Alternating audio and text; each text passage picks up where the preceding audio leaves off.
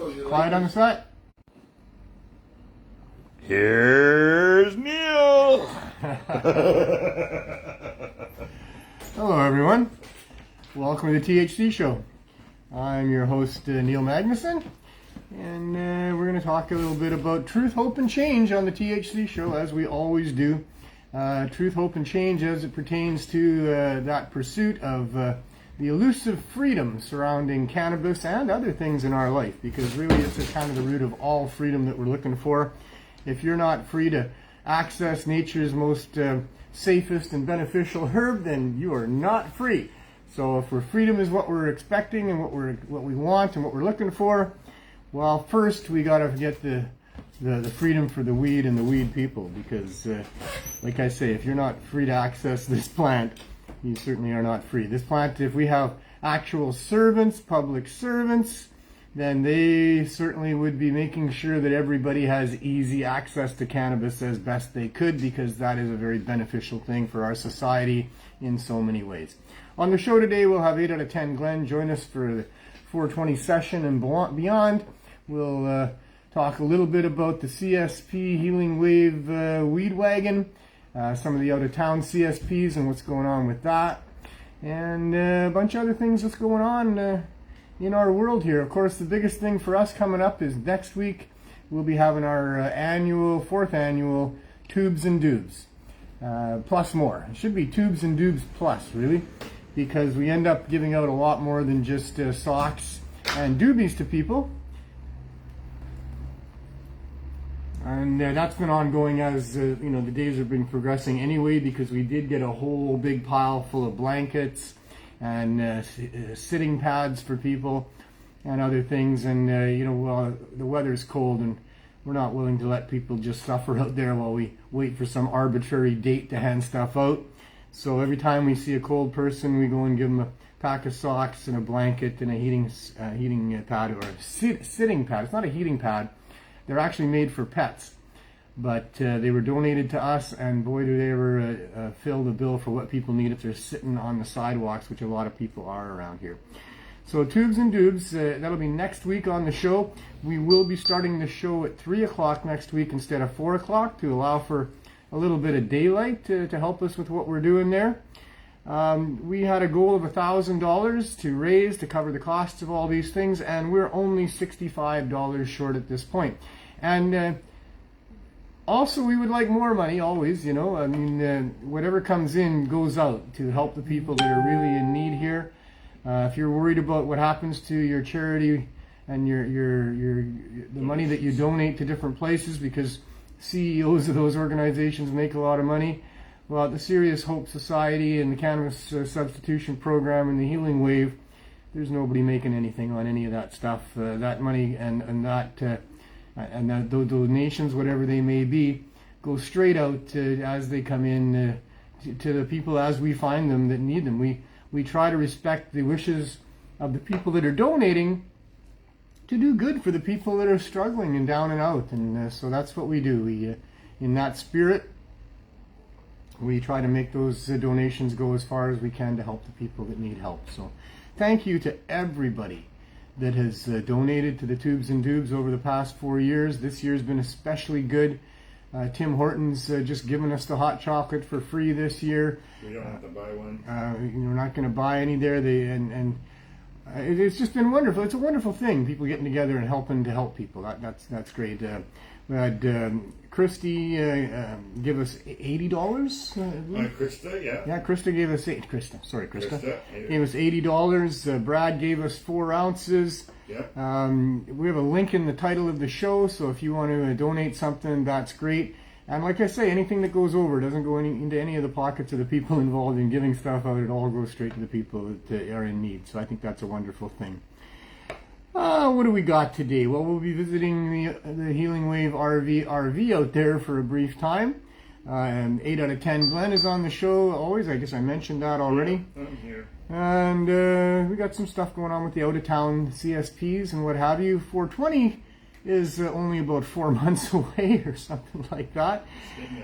So those involved in the organizing of 420 are already well underway for that, and we'll see what that's going to result in this year. It should be much more of a grassroots 420. There will be free vending period. Sponsorships available for sure. There are things to pay for, but it's going to be a different sort of a 420, I think, this year, and I'm looking forward to that for sure. I think it's going to be easier because apparently Ken Sim is helping us by getting rid of the park board. Yeah. Well, I don't know if that's a help. Thank you, Kim. Well, God, I don't know. As I look back on our memories, I looked at one of my memories this morning, talking about how 9 years ago we had just had a very successful meeting with the city and the Parks Board and all of those people about the upcoming 420. The Parks Board, at the board level, so the board itself, they don't want us, and they've made that fairly clear, but they've never, there's no enforcement on their rejection other than to not give us a permit, but they do sort of send us a letter and go, or they did sort of send the organizing group of 420 a letter talking about all the different things that we discussed at the meeting and how it's all going to go off and the rest of it. So I'm not sure if that is a permit or not, but it sure seems like it to me. In any case, if there's not going to be a park board, I don't know what that means for the previous edicts that they've come up with about not supporting anything to do with cannabis protests in their parks. I am not very confident that the mayor here, Ken Simplemind, is going to do us any favors just because there's no park board. He's the jerk that decided it was okay to spend a whole whack of taxpayer dollars to fence off all of Thornton Park and employ dozens of police officers all day long at overtime pay to make sure that we did not have a successful Cannabis Day event last July 1st. That was extremely disgusting. That's caused me to really have a lot of contempt for this mayor. And that combined with the way that they decided to clean up the people, talking people, who had no place to go, those of us who are least fortunate in our society, that had been camping out on sidewalks wherever there was space to do that. And although that's an unacceptable situation and those people need proper housing, the mayor decided to just move them along and seize their belongings and not have proper places for them to go to and all the rest of that stuff. And it has been really brutal. And we're feeling it here on the downtown east side because there's an escalated level of angst amongst the people down here. There's a lot of people acting out and lashing out, and it's because of the frustration that they have with how they're treated by a society that doesn't seem to get that these people didn't ask for where they are. They are in most cases the abused children of our society. They are in other cases traumatized adults that just aren't capable because of what they do and don't have inherently to be able to cope with the level of trauma that's been involved in their lives. And we as people need to be compassionate with those people less fortunate than us. We need to be able to, we need to make sure that at the very least we don't harm them more and continue to stigmatize them and blame them for their own problems. We have no idea the problems that these people have faced and are suffering with. We have no idea on any individual's journey as to who did what or what choices they made to be where they are. The proof is in the pudding. They're where they are and they're not happy. They're living miserable lives. And they didn't choose that. They might have made choices that helped them to get there, but that's only because they didn't know how to make better choices. If they could, they would. If they'd have been fortunate enough to be brought up in a proper home, if they'd have been exposed to the proper ideas and all the rest of that, they wouldn't have made the bad choices that brought them here. They're victims. They're not bad people. They're not monsters. They're not getting what they deserve. And we need to be very compassionate for those people in our society. Just like we're compassionate for the people who have obvious medical problems. These people have invisible psychological problems, born no less innocently than those with their medical problems.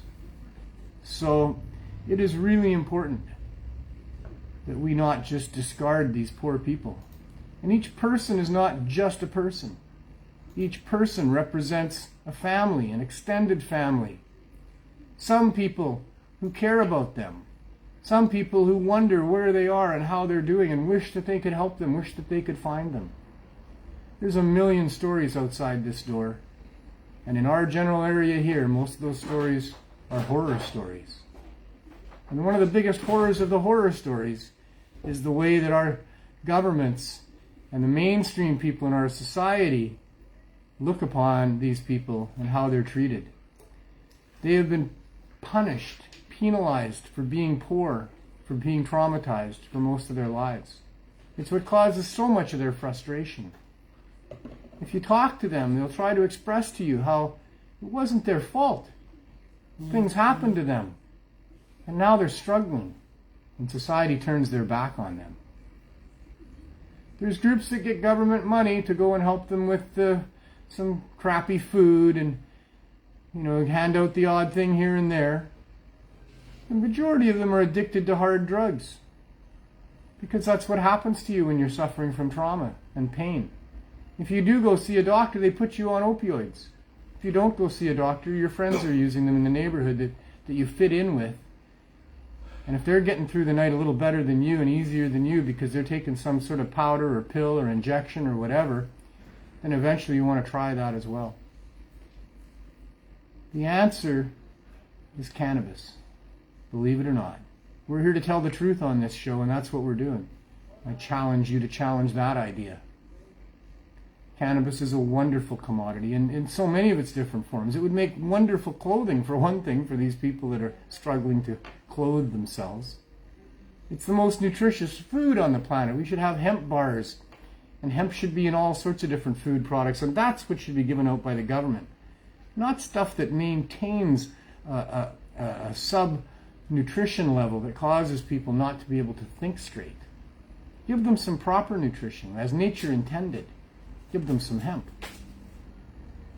Cannabis, in the form of the edibles, can replace the use of the hard drugs. The hard drugs are effective for people because they do kill the pain. And that's what these people are dealing with.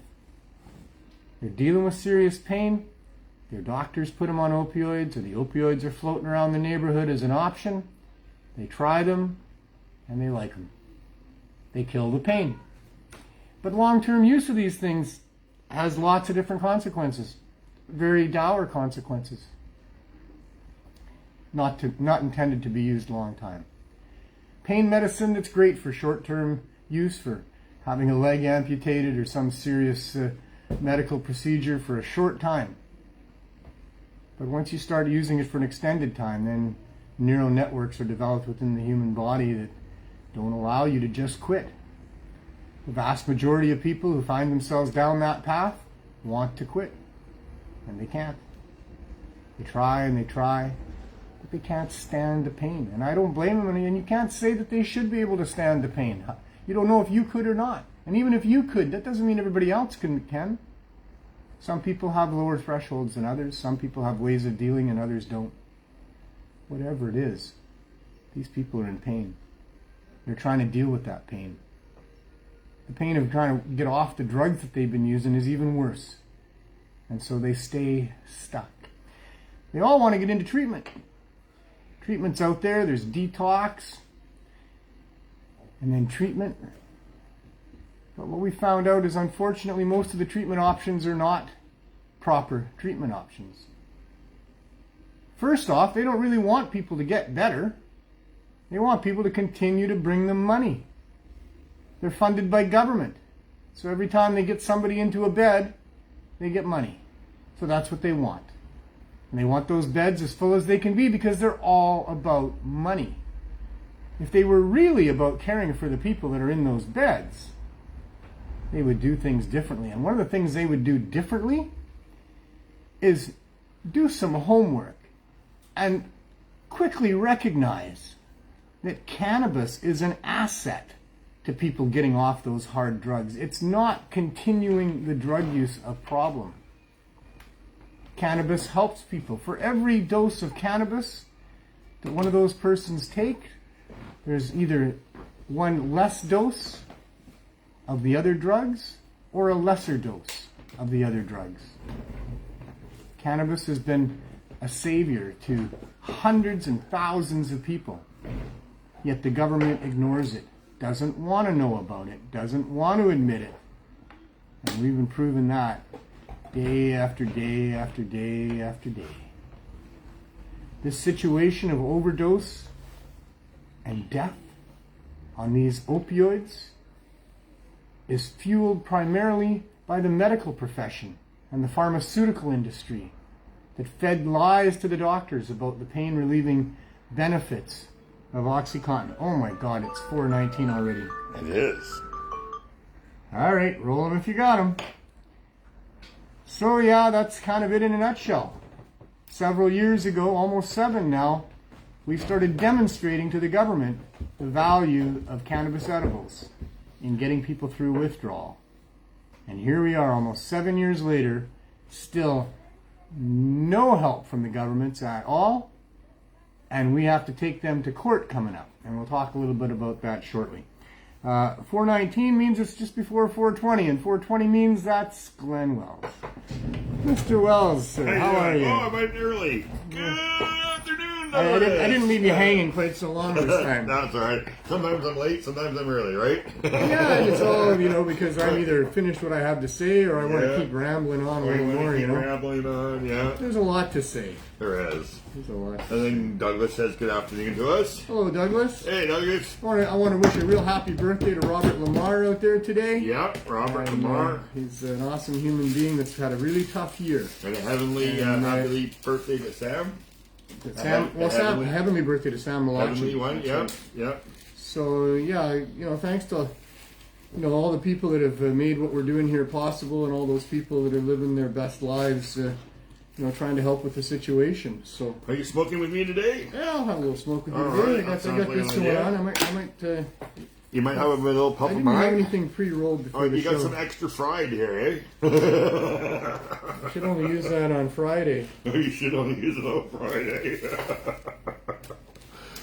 Kentucky Fried Chicken. They got Kentucky Fried Cannabis. They got some KFC. They got some other THC or something like that in China. I noticed that. Yeah. Where everything is the same, the colors are the same. It's a Chinese old guy instead of an American old guy, but yeah, they had no problem ripping off KFC. Well, a lot of that goes you can on. say kind of fine our Kentucky Fried Cannabis because it's still KFC. Or kind of fine cannabis, KFC. Yeah. Yeah, right, eh? Yeah. There you go. Yeah, you're a smart fella. Breaking out some new lines here. Yeah, they come to you regularly. Yeah. How's Michelle, Doug? You're a hug for us. The Socorro's on the island there, on the Sunshine Coast. I'm not sure if it's considered an island. They didn't have sunshine today. I had sunshine. Oh, yeah? Yeah, but they didn't have sunshine there today, yeah. Well, the sunshine is in the hearts of the people, isn't it, Doug? Or sunshine in your eyes. I think that statistically they get more sunshine than Mission does, or something like that. Well, last couple of days I've been winning out. Mission's been winning. I even posted a picture there of a nice sunny day. It was cloudy over there, so. Nice. Yeah.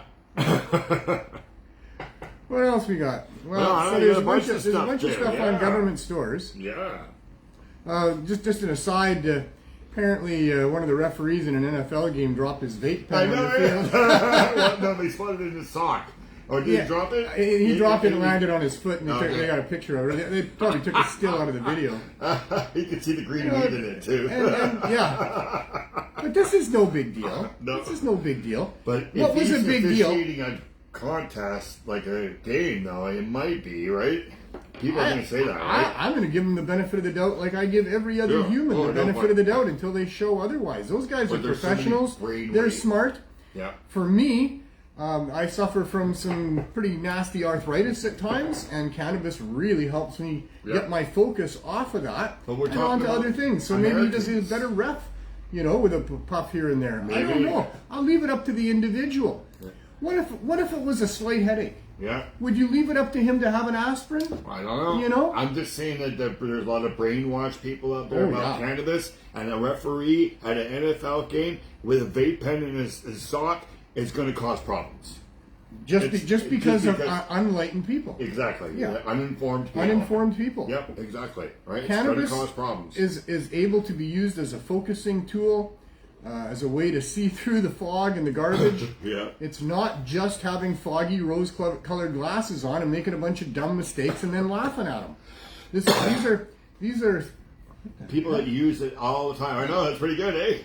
That's the heater. That's the heater. Yeah. We're hotboxing the roof. That's a pretty big pump from me there.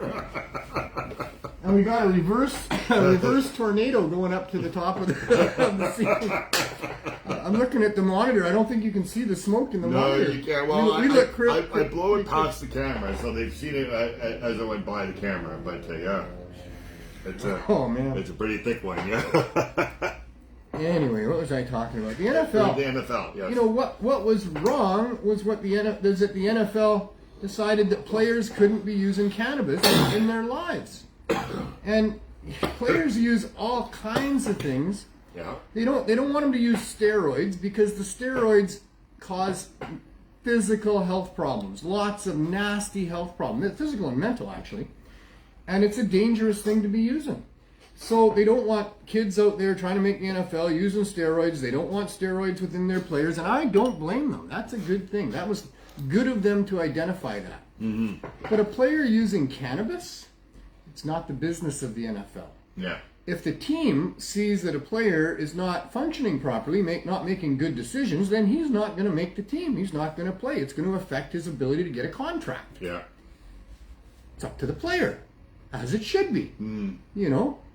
There's so many different things that get left up to the player. You know, whether you're ingesting cannabis or not shouldn't be one of the issues for the NFL, and it's not anymore. And Neil says that there's been a large battle for players to get access to cannabis. Yeah, and they to won. help with brain injury and pain, but no one stood up for official. The refs, refs, fascinating. What about the stadium staff? What about the audience? The audience is definitely already using cannabis. What about the broadcasters? How about the broadcasters? Have you seen some of the squint-eyed broadcasters that I've seen lately? I mean, are you paying attention to that? Well, what about the hockey guy that always John says it's Shorthouse. 420? No, Shorty. I don't know. Should we out him? Should we out him on Pot TV?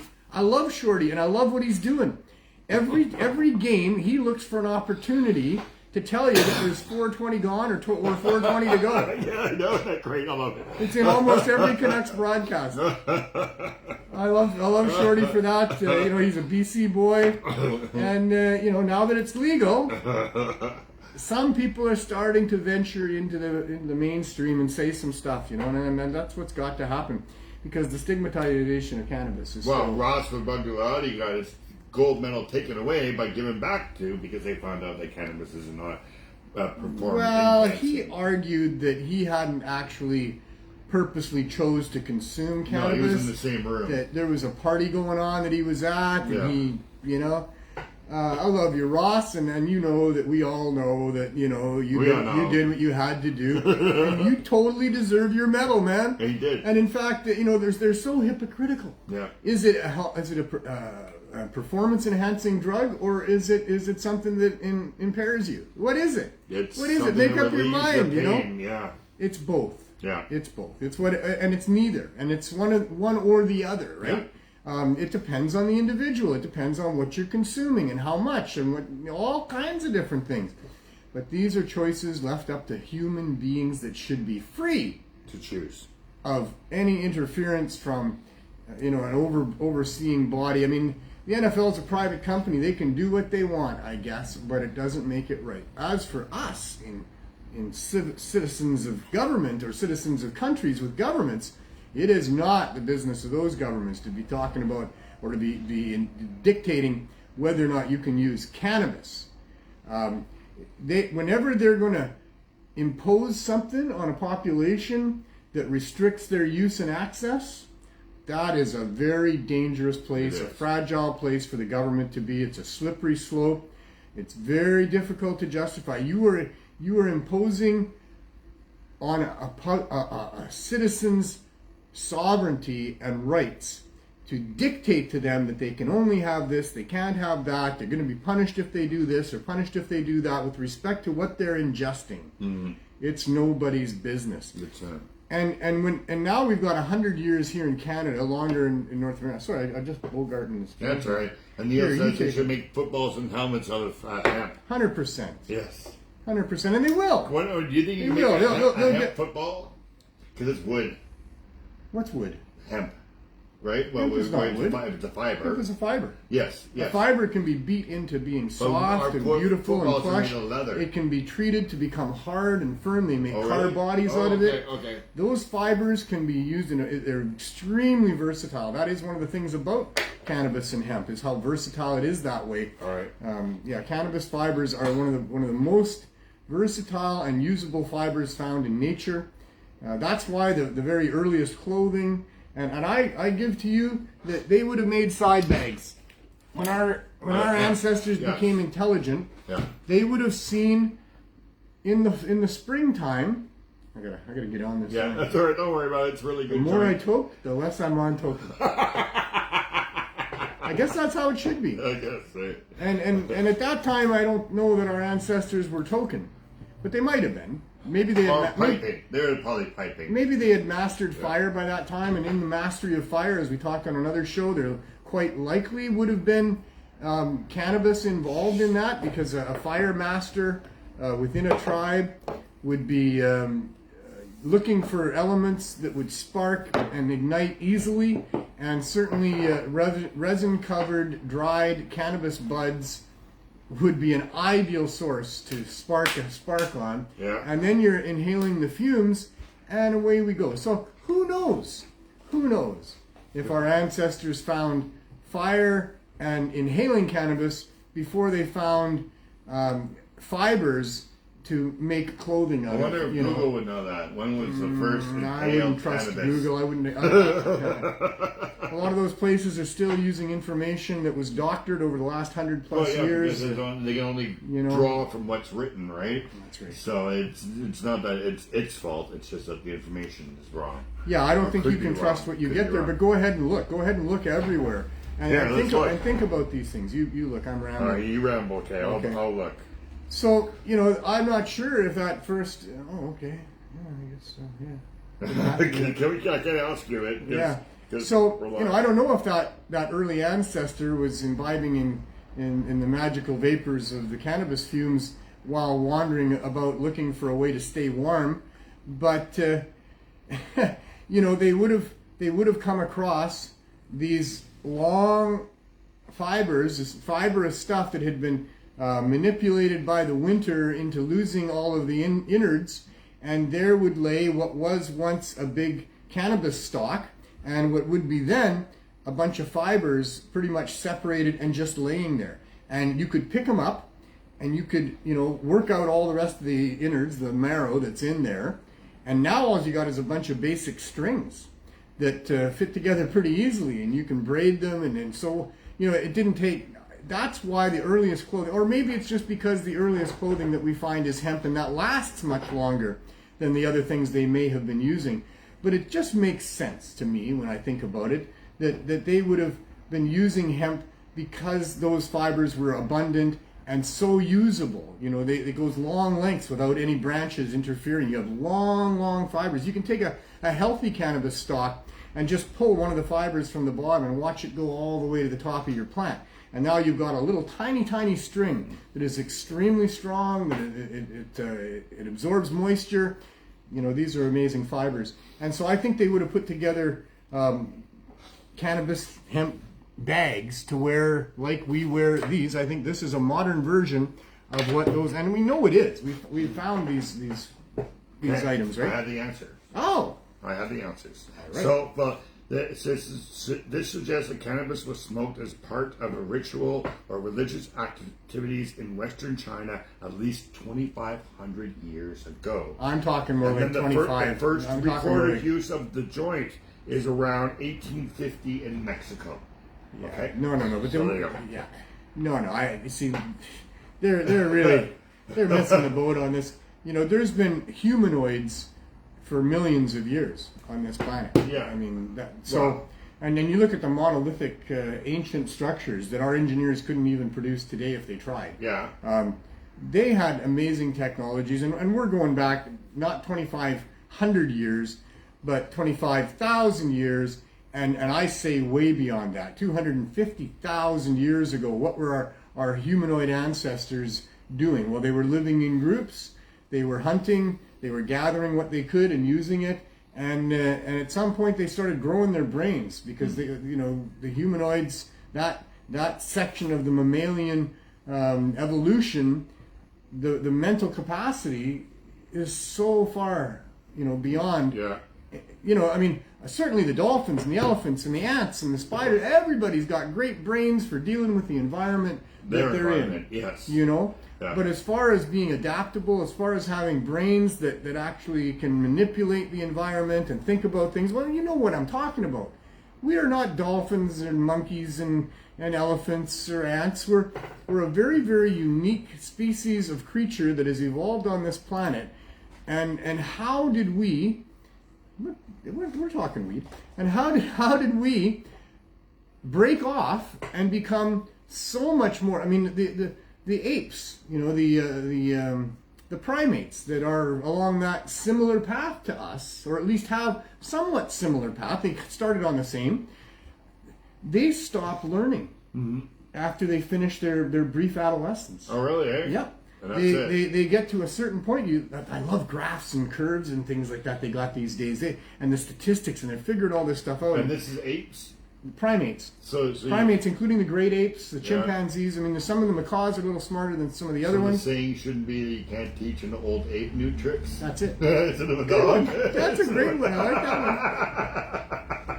Yeah. Right, because an old human, you can teach new tricks. An old ape, you have a very hard time. Really, eh? That is true. But what about that one that can sign language and everything? Sure it can. You think they learned? Sure it can. She learned. It's not that they can't learn. Yeah. And I don't know when they started teaching that primate either. Yeah.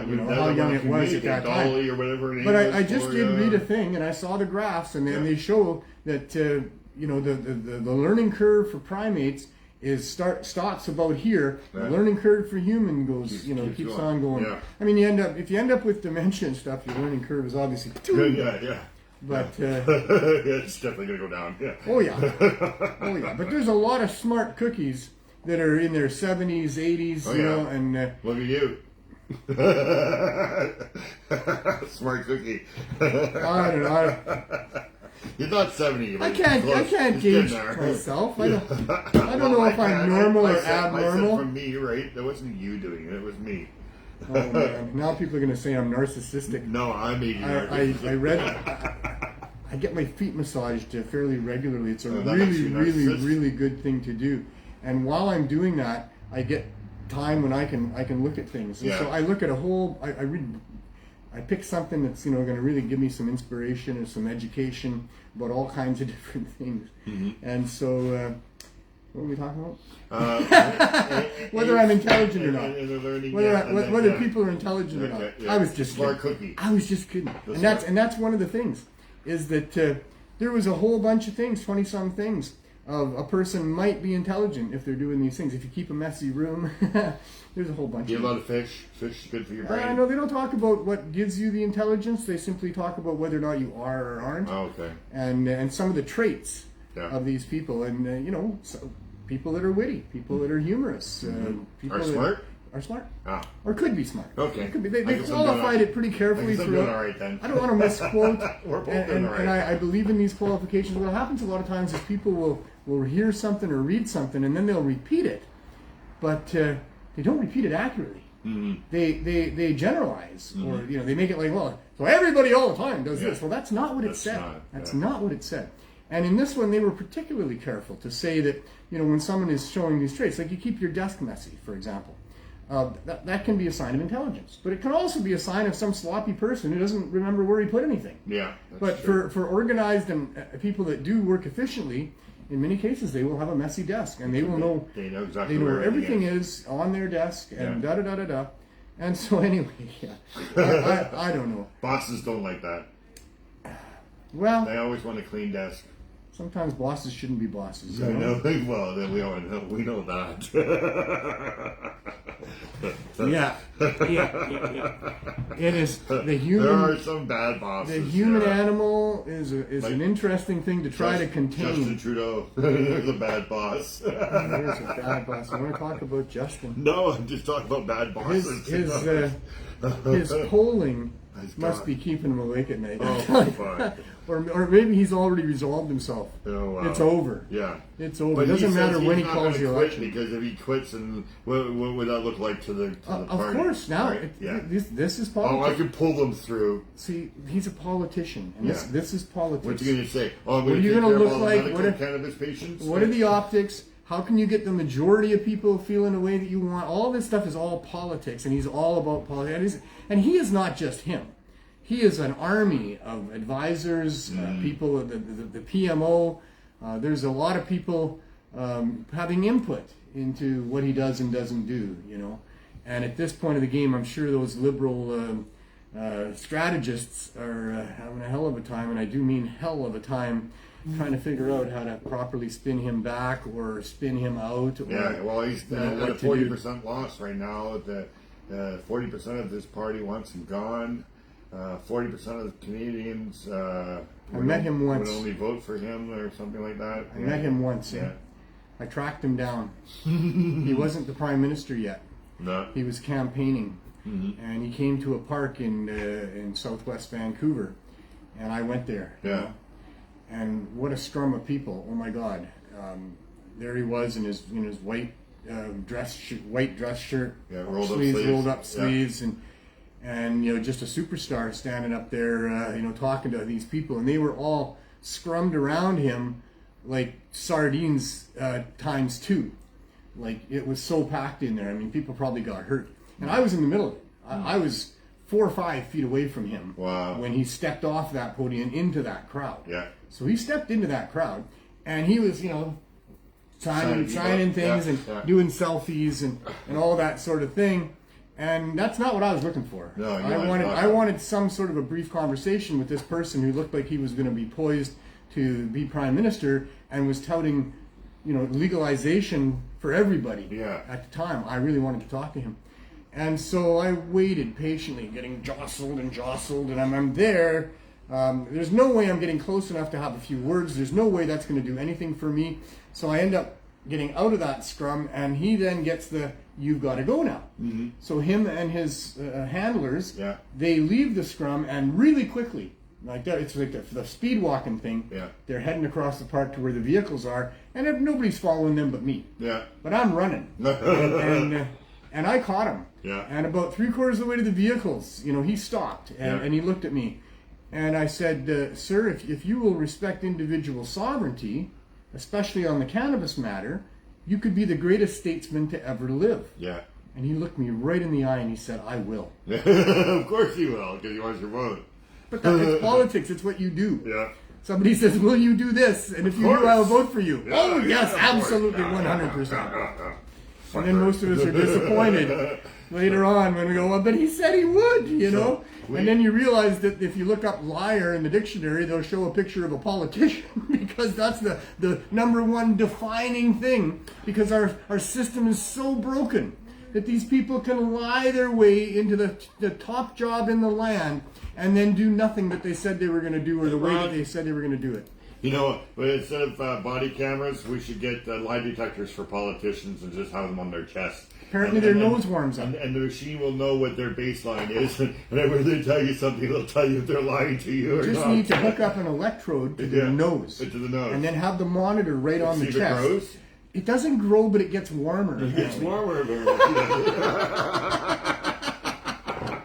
Hey Ron, how you doing? There was a kernel of truth in that Geppetto story of Pinocchio, and then what it is that if you're stressing your brain out to try to concoct a lie, you're not just speaking from your truth. You're concocting a lie. The temperature of your nose increases. Really? Wow. Yeah. In the future, they are going to be able to know everything going on with you. They will nose. Nose. They will nose what you are thinking as you are thinking it.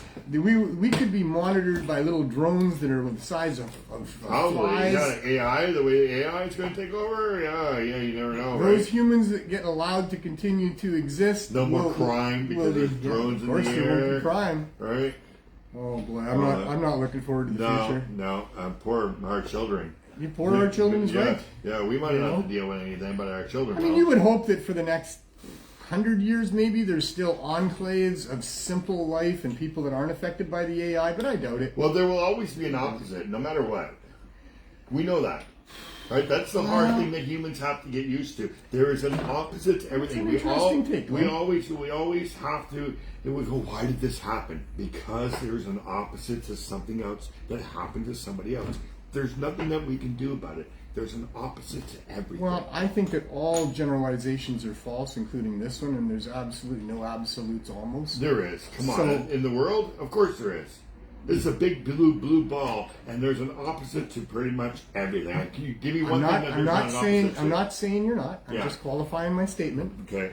That what you're saying is somewhat consistent on my first blush with what I have been saying for a long, long time, which is we live in a yin and yang universe. It's this and it's that, and it's this and it's that, and this is true, and the opposite is true, and there's dichotomies all over the place. So maybe you're right.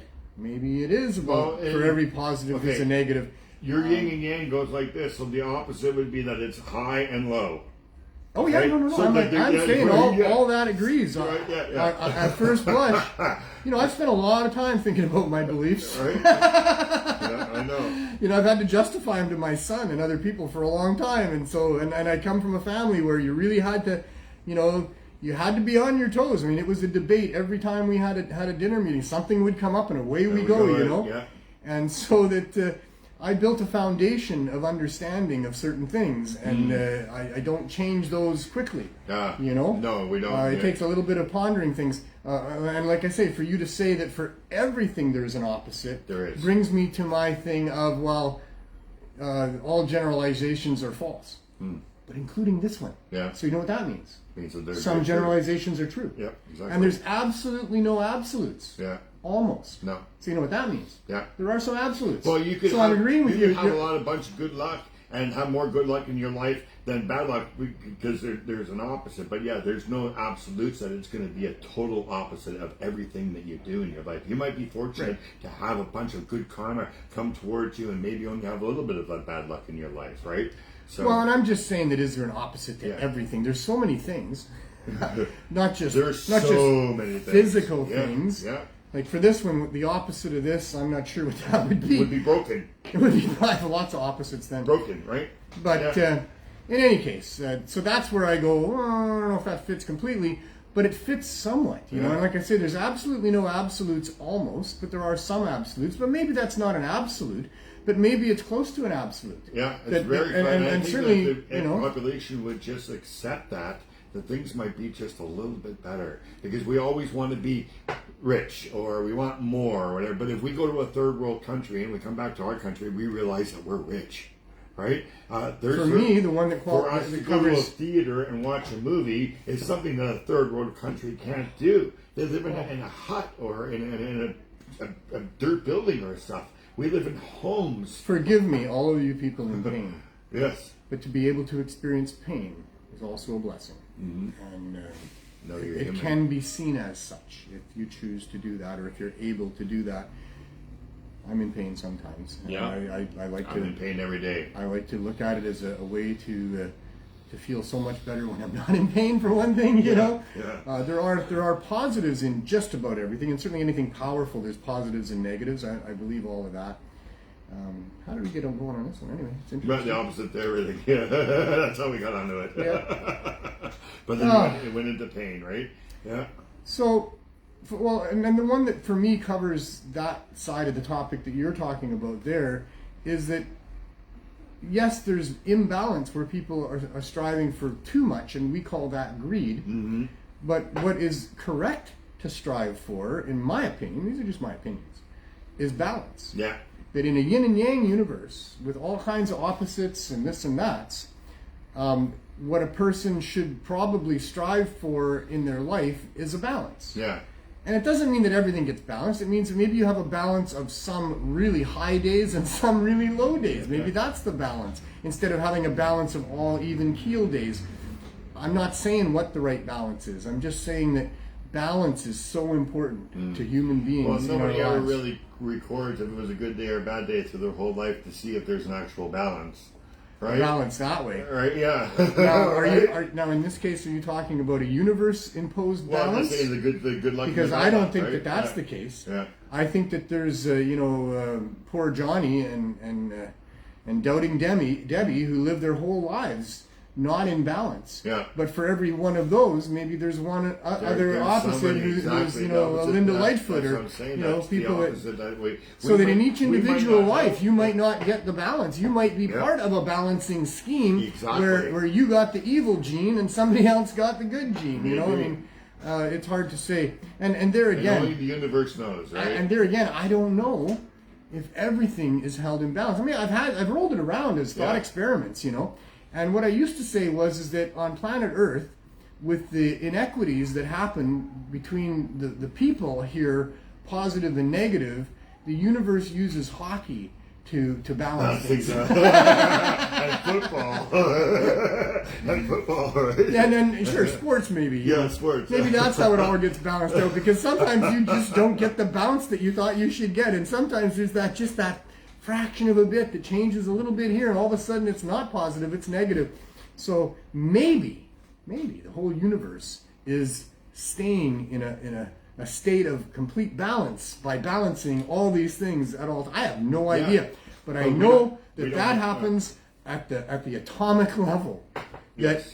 That an atom is a balance that's created with these tiny little fragments of whatever, and they are so tiny. Yeah, they are very tiny. They're so tiny that stay in that balance. And if you can disrupt that balance, now you've got a nuclear explosion or implosion. Mm-hmm. So, You don't want to disturb the balance. In one grain of sand. Have you ever seen a grain of sand under an electron microscope? I've seen a grain of sand in an hourglass, but yeah, I think I've seen it under an electron microscope. it's if you crystal. they're beautiful. They're like gems. Yeah. They're all like little tiny. But if You you melt can't it, see it them becomes glass. really when you're looking at them in the palm of your hand. Mm-hmm. If you look really close, you can kind of see that. Oh yeah, but when you look at them through an electron microscope, they're beautiful. Yeah. They're polished. They're crystal. They're gems. Yeah. It's amazing. Yeah. And if you melt them together, they become glass. In one grain of sand, Yeah. more atoms Yeah. than all of the grains of sand on the planet. Wow, eh? Than all of the stars in the Milky Way galaxy. Wow. In one Grain of atom. atom. I mean one grain of sand. In one grain of sand, there's that many atoms. Wow. Within that atom is almost all just empty space. But wouldn't we contain more atoms? We have trillions. Yeah. Hell yeah. So more. Oh. Okay. We have. Because you said we space, have about a right? trillion atoms You said in the human body. space, right? So space is a big place. So that's a lot of atoms for space. So you're thinking it has more atoms than a human body does? What does? A grain of sand? Yeah. No. No. 100% no. Okay. All right. You have a trillion atoms. Trillion. Okay. Is that what it says? Yeah. Okay. I've So- never gone in that part. Or more than and more than that, likely. How many atoms? Based on that, and I don't know. I'm not some scientist. I'm just telling you what I'm reading while I'm getting my feet massaged. Yeah, You know. Oh yeah. Okay. That's how we're retaining the information. But I do more than just read it. I do look for other sources. I do verify to see if something seems a little off to me. Then I always check it. Yeah. So it's more. Would there be less atoms in a shorter person than a taller person? Maybe. Would it be based on weight? Could it be? Probably. Well, with more height, you probably have more weight. So going in the other direction now. In every atom, there are a few little particles. Yeah. Not very many. Subatomic. They're subatomic. Yeah. The atom is atomic and subatomic particles. Yeah. So every atom has subatomic particles depending on what that atom is. If it's a gold atom, or if it's an iron atom, or if it's an oxygen atom, or whatever. The hydrogen and the helium have very few atoms. Mm-hmm. They're very, very few atoms. And some of the more radioactive, denser materials that are made out of atoms, those are have a lot more stuff going on. But still not many. Still not many. These particles have been compared to small mice running around inside a huge cathedral. And they maintain its space. Yeah. So it takes up the space that it does because these things are circling the nucleus. Yeah. And holding the space. So those things have particles making them up. Mm-hmm. So the little mice in the cathedral are also made up of a bunch of other things. Other things. And those things are incredibly tiny. Incredibly tiny. They say, gotta trust them because I've not done the measurements. I'm not a god. Yeah.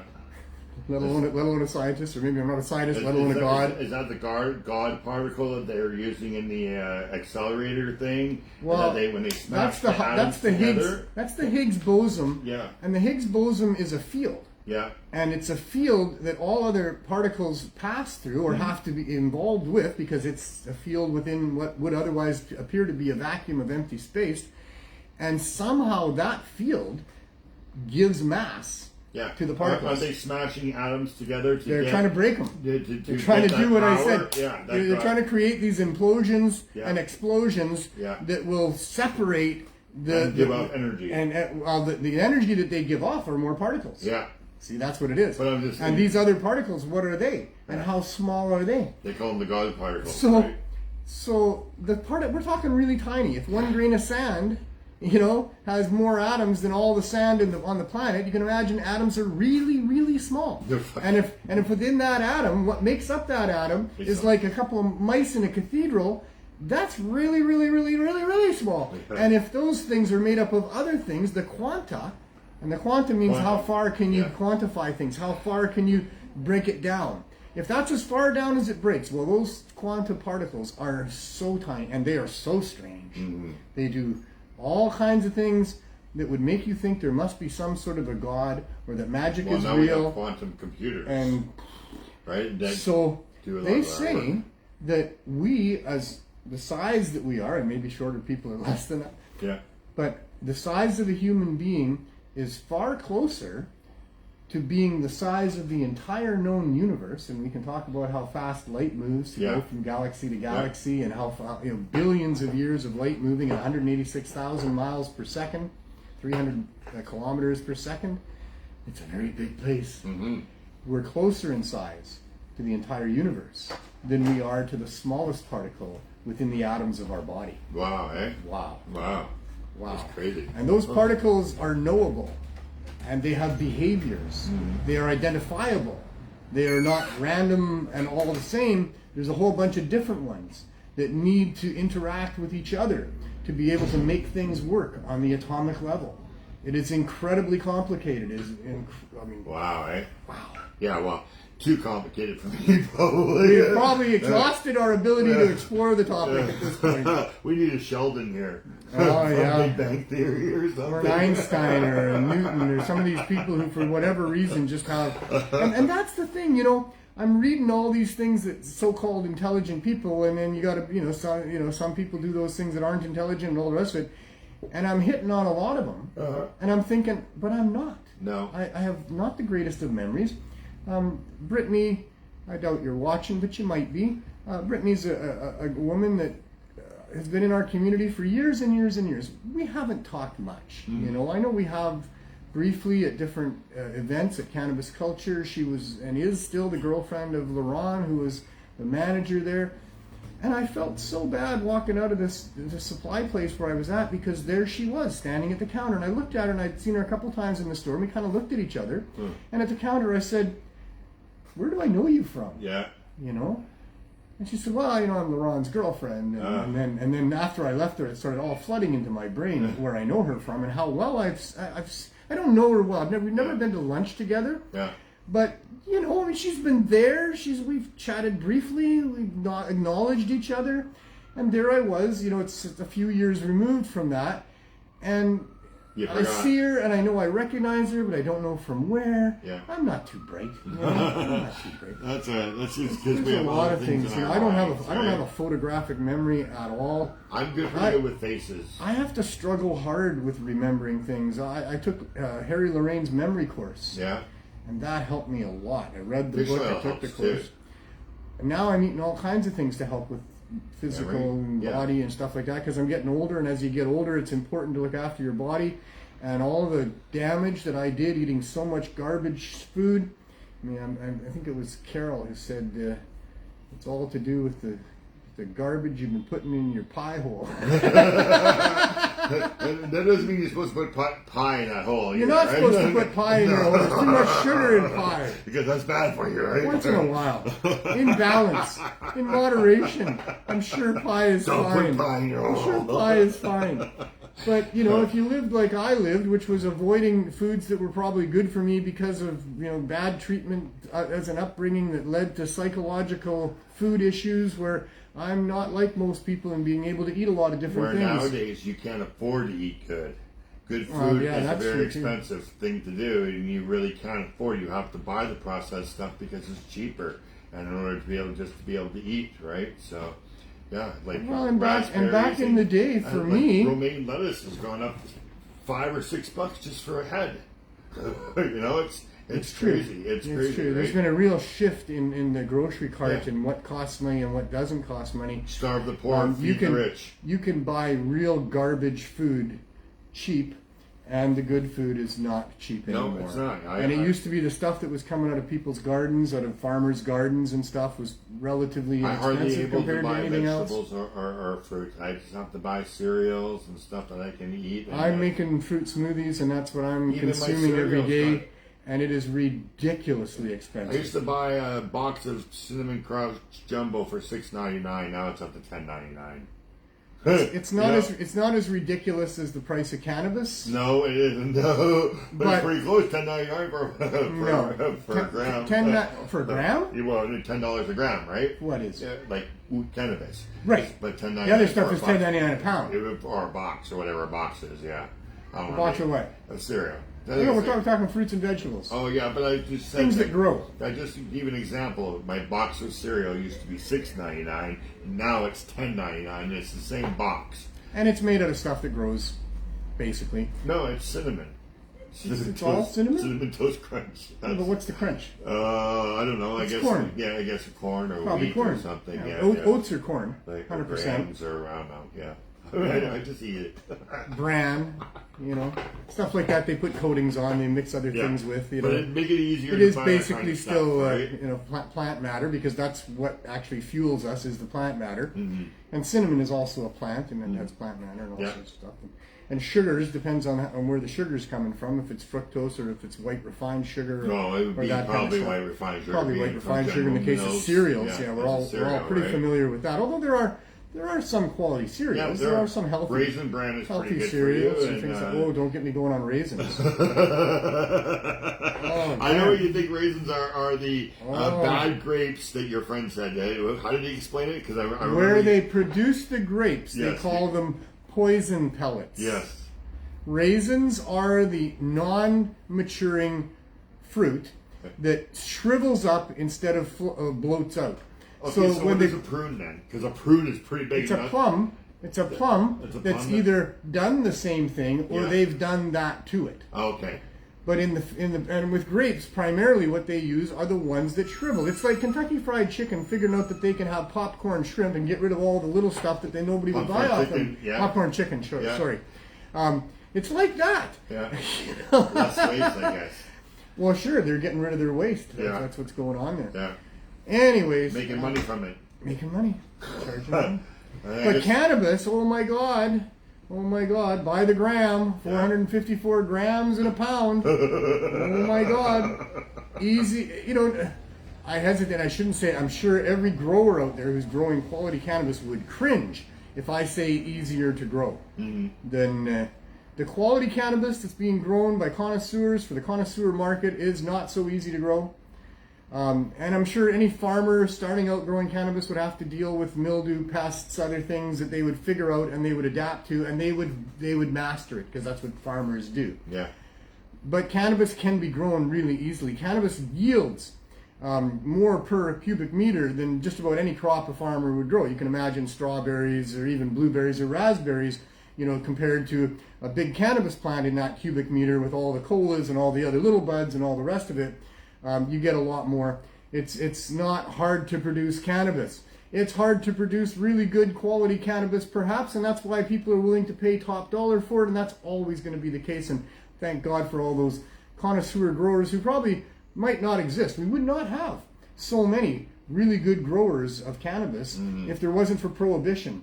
Yeah. Prohibition caused a lot of people to grow cannabis because it wasn't being supplied by companies and corporations, and a lot of good growers have come out of that. And now we have the situation where we have so-called legalization, and there's a bunch of these growers being enticed to go and work in the legal marketplace, or all the rest of it. But they're producing cannabis for a corrupt government that is making sure that the price to the people is as high as prohibition ever was. And what that does is it eliminates the sick people, the people that need it on a daily basis, the people that would otherwise escape addiction. And that was always our thing in the legalization of cannabis movement, was those people come first. That's what we're doing this for.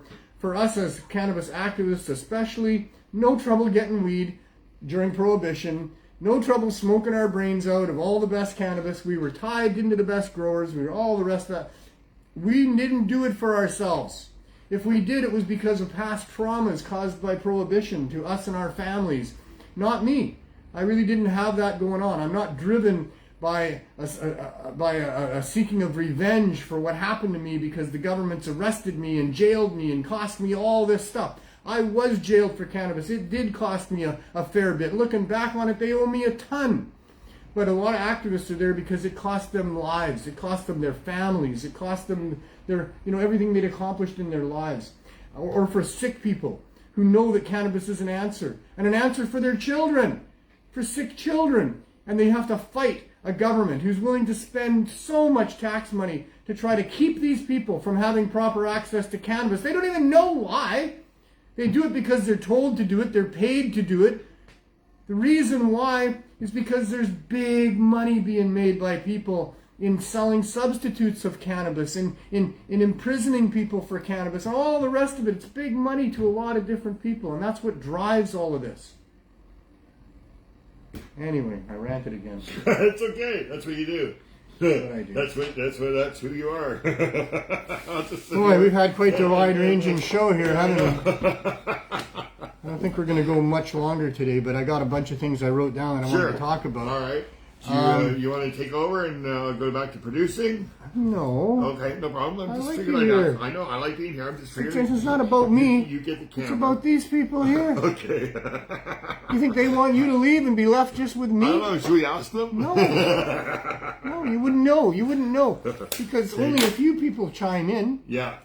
A lot of people sit there quietly, they don't say much, but they think to themselves, look at that idiot up. Look at that idiot up there, trying to tell me something. And he's got the one guy who's at least a little bit funny and brilliant beside him who comes up with interesting things. And what, he's going to leave and leave us with the other guy? All right. You don't know what people think, man. Yeah. You don't know what people think. I think the more the merrier, and the more help I get, the better I feel about it. All right. And you can help me with this stuff. You always help me with this stuff. Sometimes I do, yeah. Oh, you do. Sometimes okay, not always. on every single point, on every single thing. But lots. You sit there and listen, and I'll say, hey, I know this, or somebody out there will do the same thing for us. And thank you very much. And without him, I don't know what you guys are saying either. So he can't leave yet. All right. He wants to. So we said thank you to Brad already. So what we want to talk about a little bit on my list today is that the legal cannabis marketplace, which I don't like to discuss very much. I don't want to, any news is good news for those people, right? Just talking about them makes them feel warm and fuzzy, and I don't want them to feel warm and fuzzy. I want them to do things to comply with truth and reason and right. And right now, they're not complying very well. And I think this is a great thing. I think this is what needs to happen. Ron McNabb loves your rants. Loves your rants, Neil. Every word spoken during them are 100% true. Well, thanks, Ron. You know, that's you, right? That's some people. Yeah, right. And some other people don't see it that way. And I know that's true. They said for you to stick around. They didn't say anything about me. I know. I want you to stick around on behalf of all those people who aren't able to speak up or willing or whatever. So the legal marketplace, what's wrong with the legal marketplace if you watch this show And even if you don't, if you've had some experience with the legal marketplace, you probably figured it out already after 5 years of legalization coming up, or past now. What's wrong with it is that the prices are outrageous, and the availability of what is really needed by the people who really need cannabis, which is the higher dose edibles than what the government sells, are not available. And that is completely opposite of what needs to happen. We need to have, and the way that we were doing it from the beginning.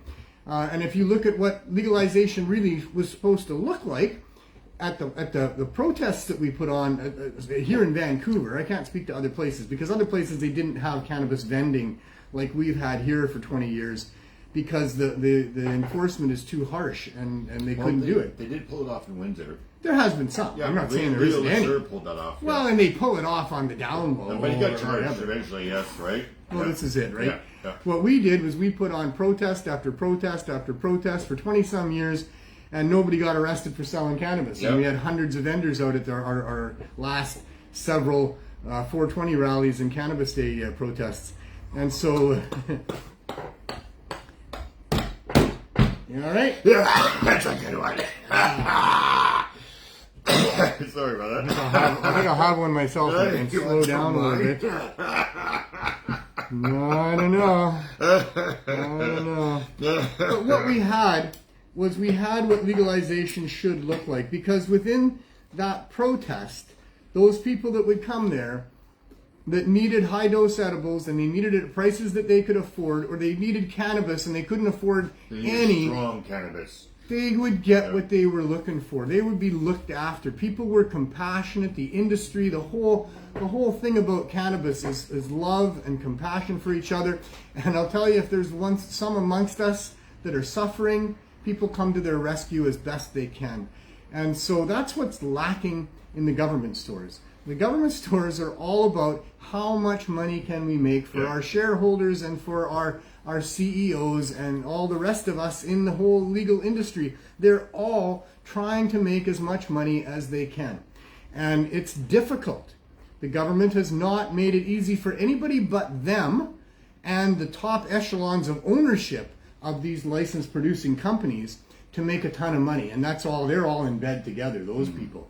The shareholders that were sold a bill of goods right off the hop, hey, we're gonna have this great industry. We're gonna be able to maintain super high prices, which means super big profits for you shareholders, and we're even gonna be able to use taxpayer money. They don't say that, but they're even going to be able to use taxpayer money to run their little protection racket and try to keep out all of the competition that absolutely 100% would be there in droves if it was allowed to be there. And it's still there en masse because it needs to be there. But they didn't look after the people that need to be looked after with this legalization. They're looking after the people that want to make money. And so the government, they make out like bandits. They take a huge amount right off the top. $1 a gram, $454 of a pound of plant matter that farmers are growing. Yeah. Like, give me a break. Farmers make pennies on the pound. The government is taking $454. No wonder you can't buy cannabis for under $600 a pound if it's in the legal marketplace, because the government's already taken that $450 right off the top. And if you can buy it for $600 a pound, the stores and stuff, if they can purchase that, and that's the stuff they're selling for $5 a gram there. Yeah. It's crap. Yeah. It's not worth having. No. And so anyway, they're making a ton of money, and so at the government level, the CEOs, the ownership of the big companies, they're taking a ton of money. They're taking all of the stockholders' money. Yeah. So all those people that buy shares in these companies, that's just money for these rich guys to use. And they use it, they build plants and greenhouses, and everybody gets a fancy car. They got nice offices and buildings. They got to come up with that level 5 security on their grow, so that's really expensive as well. And that's where all the shareholder money goes, is into the pockets of these guys up top that spend it on all of these things and other things that they benefit on. And trust me, they have promotional parties in exotic locations and catered by the best and all. They live high on the hog for sure. Meanwhile, the shareholders are watching their money shrink and shrink and shrink and shrink, and now it's not even on a common stock market, etc., etc. And the issue is the sellers of cannabis at the retail end of things are being squeezed. The licensed producers are being squeezed. They're having a very hard time with all the regulations and fees and the prices that they have to charge and the lack of clientele because they're losing it to the underground marketplace that doesn't have all that stuff. They're being squeezed. So what are they doing? They're breaking the rules. They're breaking the rules to make some more money. Yeah, because they have to. Because, what else do you do? And they don't seem to care so much anymore about the risk, because what do they care about risk when they're about to lose everything anyway? So, and we had risk before legalization. Exactly, and so you just do what business does, is you do what you can. You bend or break the rules where you can. You get away with it for as long as you can. If you're going to be fined down the road, well, let's just keep doing it as best we can, as fast we can, to make as much money as we can, so that we can pay the fine when the fine comes, so that we can pay the lawyers when the charges come, whatever that is, because they don't seem to charge anybody in the legal marketplace. It's just the non-cartel people that get charged criminally, so far, for doing the same thing as the people in the legal marketplace do, but it's a whole hypocritical little thing they got going on here. But what's been happening is that the legal stores are still, because we've talked about this on the show before, they're selling lozenges and suckers and candies and other things that are way higher dose than they're allowed. And those are the most in-demand things in those stores. Yep. I got a little list here. 10 milligrams just doesn't fucking do it. That's it. It doesn't do it unless you're an absolute beginner. 10 milligrams is good for you. So the increase in the market share for flower sales is 5%. Okay. The increase for edibles is 6.2, but those are the edibles that are complying that they're talking about. The concentrates are up 43%. Or am I going? Which way am I going? I'm going the other way. Vaping products have increased 21% at the legal stores. In price? Since the start of legalization. In purchasing, in market share. Gotcha. Pre-rolls up 25%. They're quite a hit. A lot of people can't or don't want to roll for themselves. I personally don't really like pre-rolls for the most part. I don't like pre-rolls. We put out some we here. We don't know what's in it. Yeah, we put out some here that we're rolling out of our good weed, and it's fresh, and we know what it is, and it tastes really good. But pre-rolls that I've had, through other stores. It would be just like KFC. I've never tried a government joint. They're using the last of their stuff to make the pre-rolls, pretty much, so that they don't have any waste. That's right. They're not breaking up their really good buds. They're making chicken whatever, popcorn chicken with their And then the seasoning really sells it. The seasoning really sells it. Yeah. They're putting popcorn chicken in your rolls. Yeah. And then there's the concentrates, 43%. Because what can you do to adulterate a concentrate? Not too much. So apparently there are concentrates available in the government stores that are of fairly good potency. Yeah. But they're very expensive. $80.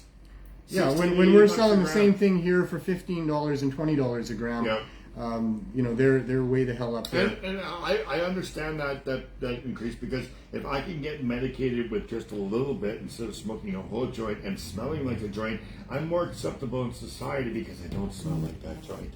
Right? When I'm at home, I don't care. I'll smoke my DVs. There's more reasons than that too. Yeah. Right. I mean, there's just the basic effects. Yeah. Last longer, stronger. Yeah. You know from yourself from a couple of weeks ago. Glenn, I learned that same lesson that we learned. From the Butter King. Yeah. Yes. Many years ago. Yes. I've just kind of avoided it ever since, because I don't need to be dumbed down like that, and I don't mean that in any sort of a derogatory way to other people. But there are times at the end of the day for me personally. Like that. Yeah. Yes. During the day, I want to function. Exactly. I want to be able to absorb what's going on and react to what's going on. I don't want to be just sitting in a chair with my legs folded so long that they go to sleep, which is what happened 2 weeks ago. I don't do that.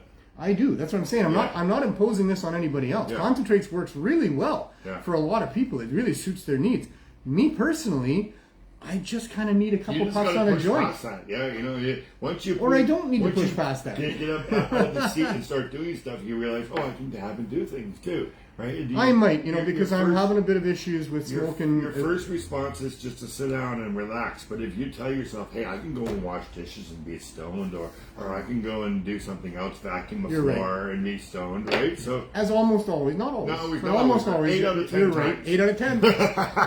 You're consistent with that. I'm telling you.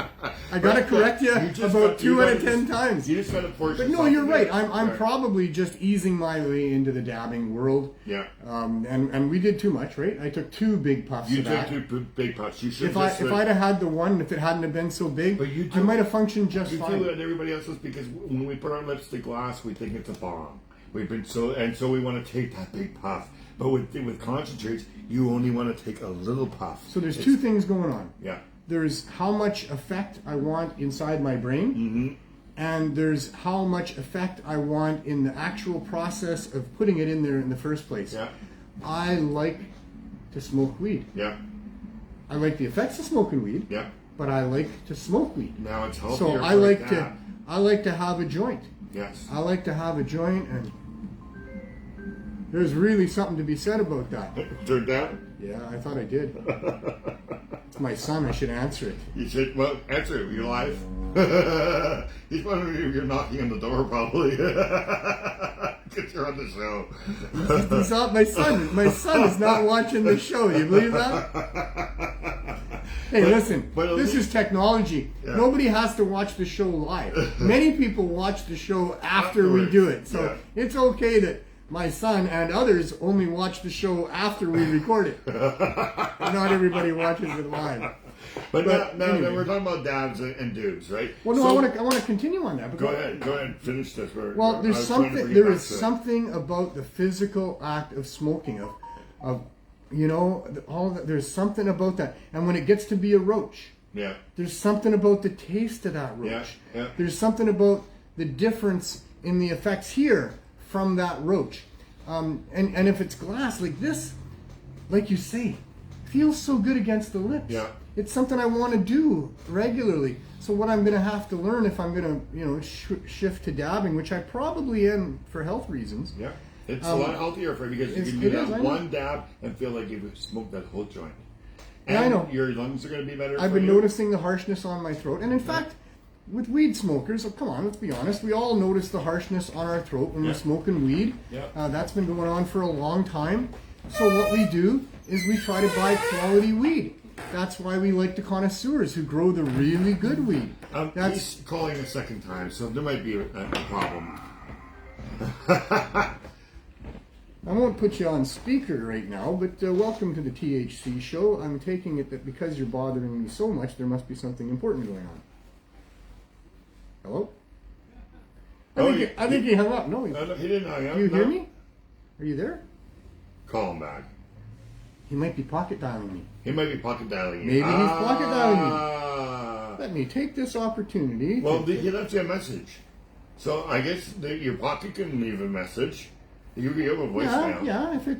If you phone somebody and if it goes past the 4 rings, then it goes to voicemail, and then maybe, I probably just listen to him. You have a voicemail, so then maybe there's something there. Oh, dude, I should just turn it. Normally I turn the darn thing off. I'm from North Carolina. Well, I'll talk to Robin, and you check your phone. I don't see any message here. I see a missed call. I'll check. Sometimes I don't know. This used to be your phone. It says call me, please.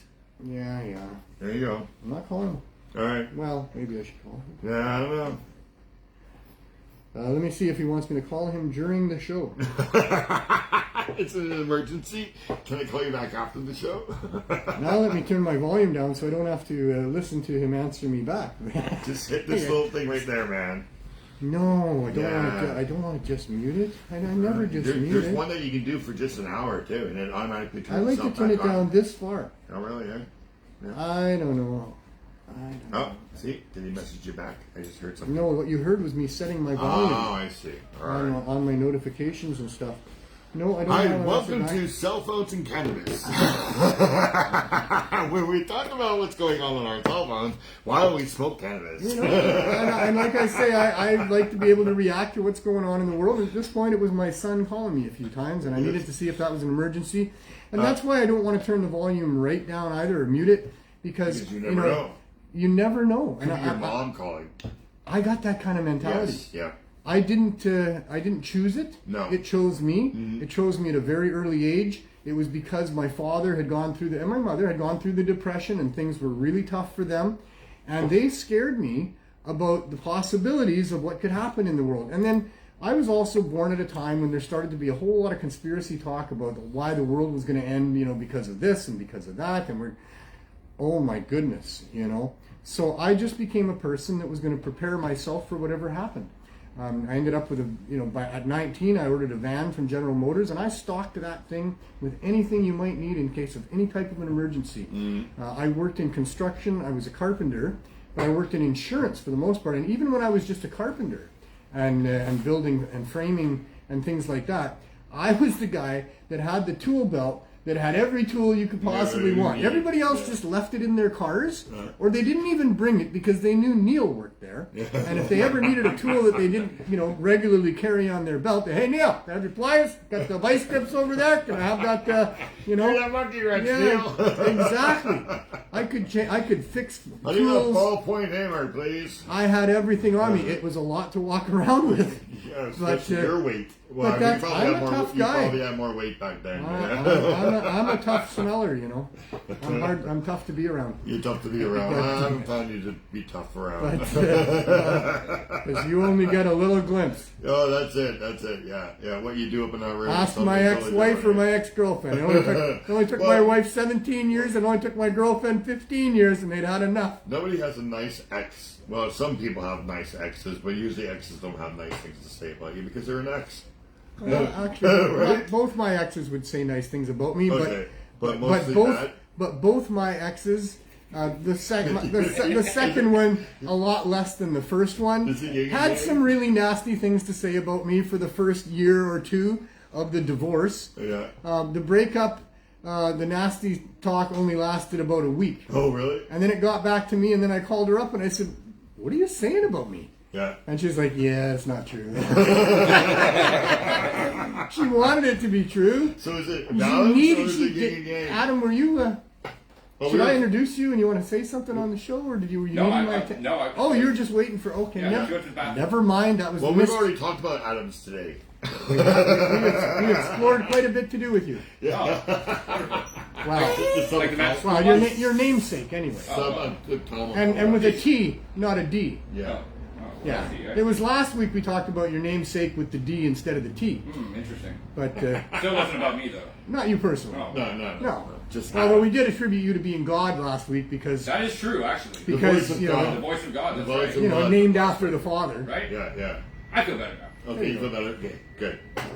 Actually, and it's not that he was God so much as it was that Adam... He was speaking in the I background. mean, if God has a son and it's not Jesus, wouldn't it be Adam?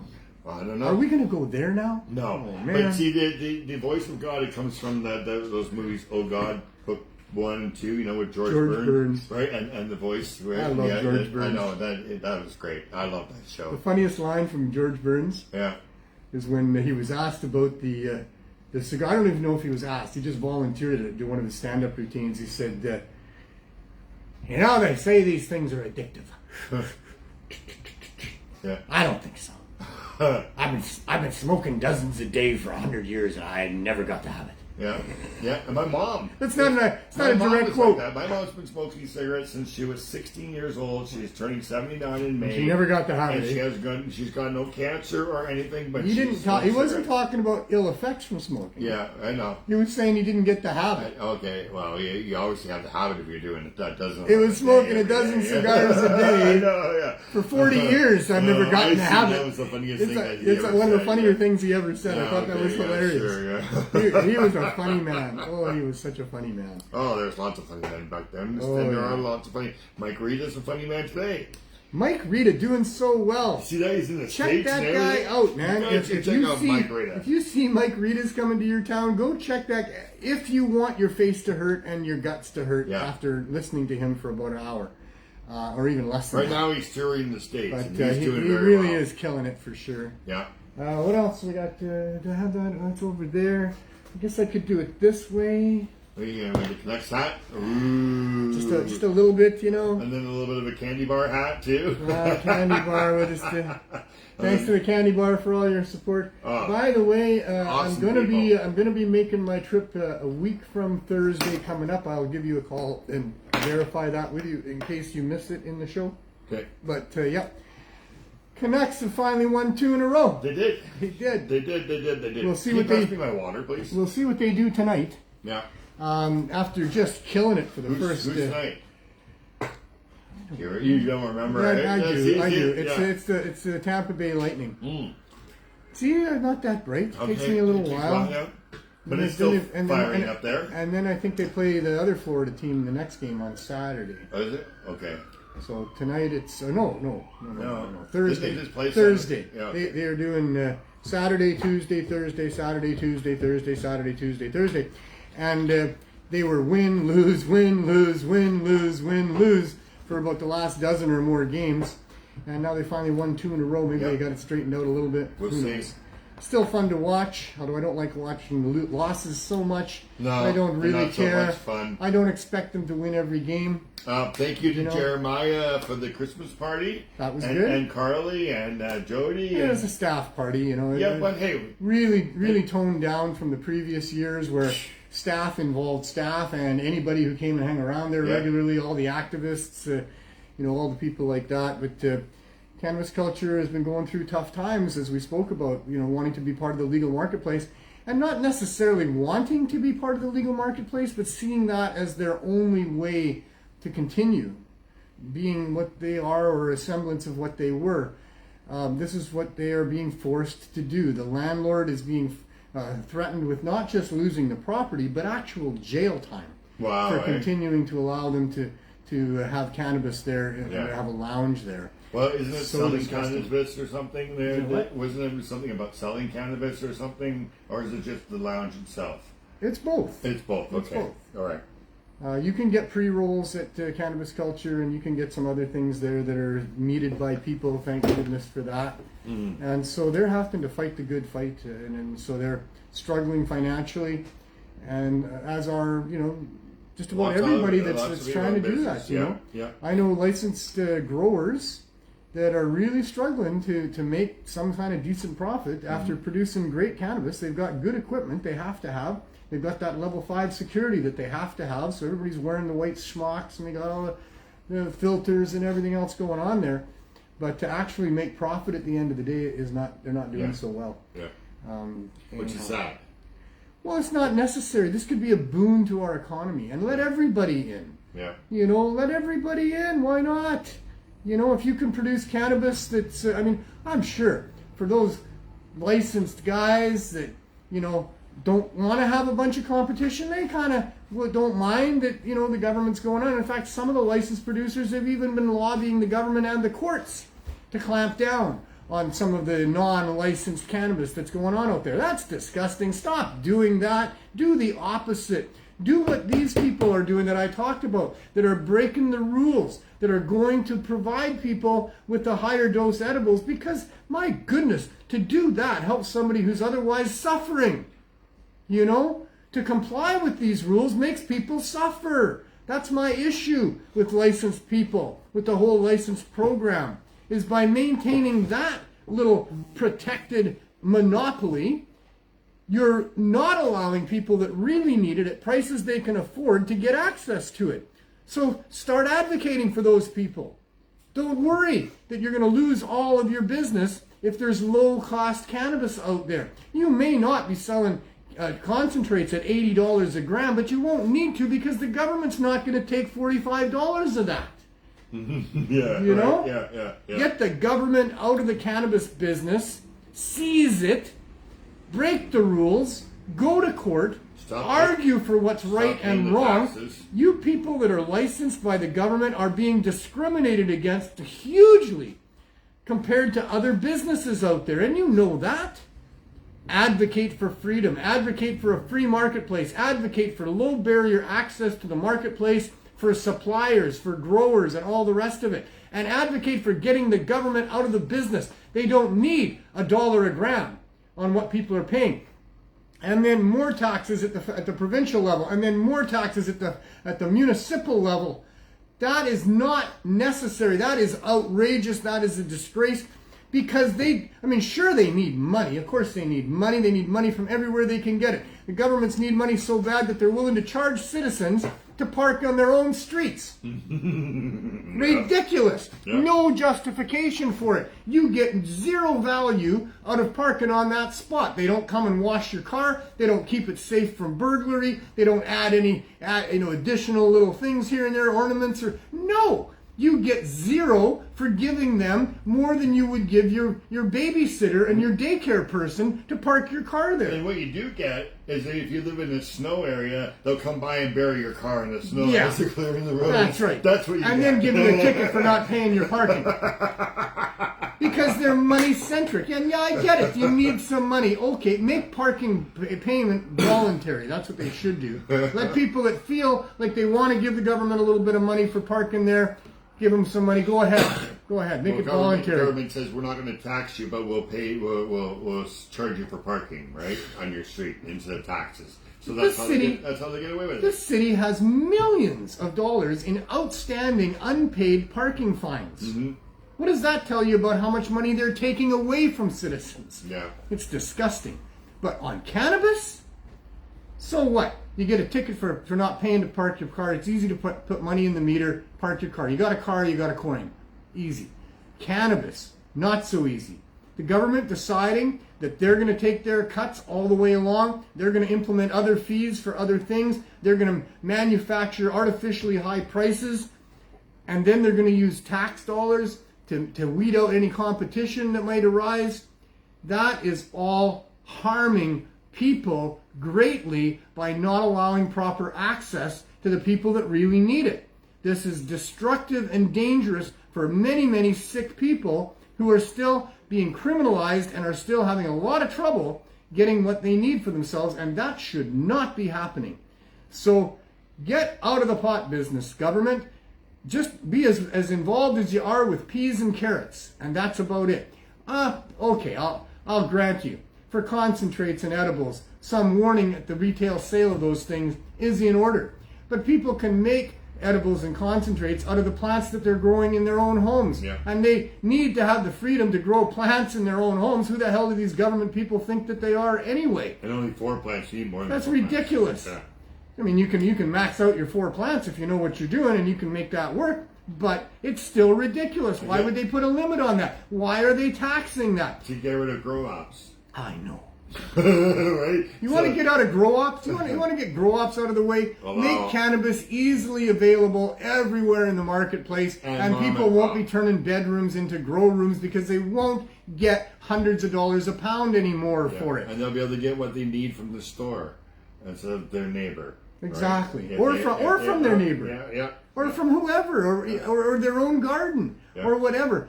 Allow cannabis to be just a natural plant that is used and supported as much as it deserves to be used and supported. And you'll find that a whole bunch of people want to use it for a whole bunch of reasons. For that reason, and because many of these people are using it to help them with lives that are not so great, with suffering with debilities and other things, make it easy. Supplement it. Make it super easy. The rich will still buy the expensive cannabis. They'll still go into fancy stores and buy expensive cannabis so they can brag about it, so they can feel good about it.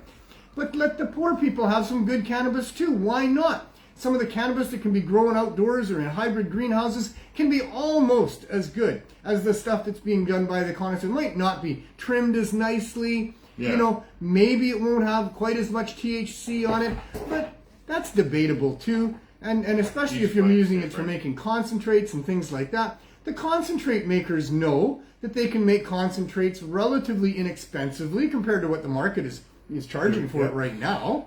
They know that. Then there's still a good buck in it. There can be a good buck in it for a whole bunch of people instead of a great buck in it for the government and the elite owners of these companies, and everybody else along the way is just suffering. So, man, I've been ranting a lot today.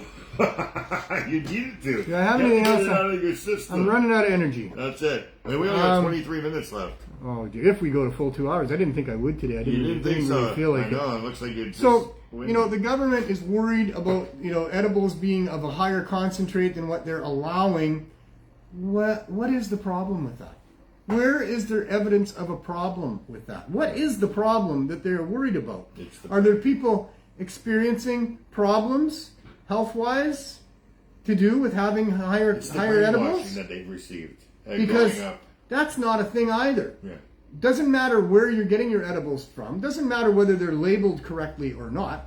If you eat edibles that are too powerful, you won't do that again. It self-regulates itself. Yeah. Sure, you have one experience where you went, oh wow, I just spent 4 hours hanging onto that pole, and I felt like I was going to die, and I was really worried about some stuff, and it wasn't nice, and I didn't like it.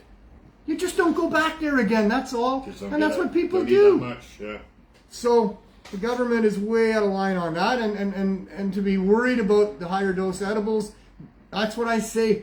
Licensed people, put out the higher edibles, make your money, get your market share, pay your lawyers, go to court, fight the government because they are oppressing you and your ability to help people and your ability to make money properly by taking too much off the top, by restricting the access to what is available, all that sort of stuff. So in Ontario, they're having a problem with increasing THC levels. Oh, really? Except it's not what you think I said there. It's improperly labeled THC products where they're exaggerating how much THC is in there. False advertising. So if you go to a government store and they say this edible is 50 milligrams and you eat it and it doesn't affect you very much and you think, well, that's not very much, then go ahead and buy 100 milligrams because the way they're labeling it and deciding on the potency is not real. Yeah. If you got a real 50 milligram edible and you're not a veteran user, and even if you are, you would feel that you're going to understand the effect and know where you're at in your tolerance. Might even green out.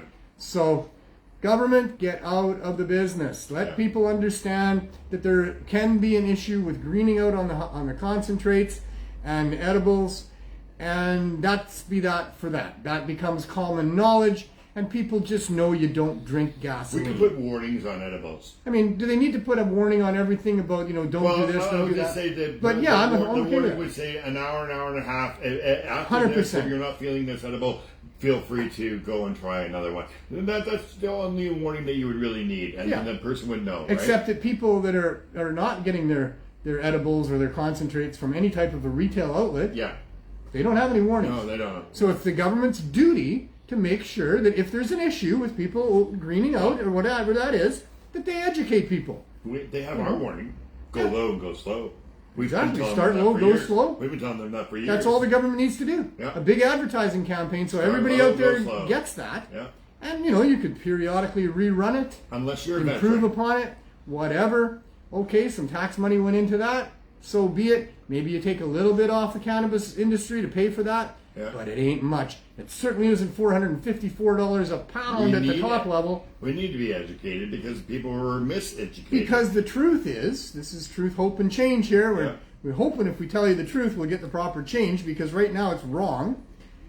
But the truth is that the higher edibles are helpful for people. People don't get harmed by it. It's a self-regulating product. And people should have the freedom to be able to grow and use as much as they want. And if there's a problem, the government should deal with it. But the real truth is that the use of cannabis is a net gain. It is a net positive in all kinds of areas for society and for the individuals using it. If you're gonna reduce domestic violence by encouraging the use of cannabis, if you're gonna help people get a better night's sleep because of encouraging the use of cannabis, if you're gonna decrease the use of alcohol and the other harsh substances in our environment, then that's a huge net gain to society. And if people with AIDS and cancer, if they're smoking cannabis is going to make them eat and be healthier, then they should have cannabis, right? And if cannabis as medicine can replace the synthetic cannabinoids and other plant synthetics that are out there, because that's when you're buying a whole bunch of aspirin, they're not getting it from the willow tree. They've got the molecules that make aspirin that they're just mixing together and they stamp out a pill and there you go. Oh, jeez. So, those things have side effects. In fact, the whole medical industry needs to be investigated for the built-in side effects they put into some of their products so that the doctor is believed when he tells his patient that they're going to get upset stomach or they're going to get a headache or things that they've built into those pills to make happen so that the patient believes the doctor is giving them the right pill when they get the side effects that they were told they were going to get. And yeah, some of these things have their own side effects, not on purpose, but just because that's what synthetic, things do sometimes to organic bodies. But in any case, you're going to offset the use of those things. All of that is of a net benefit to society.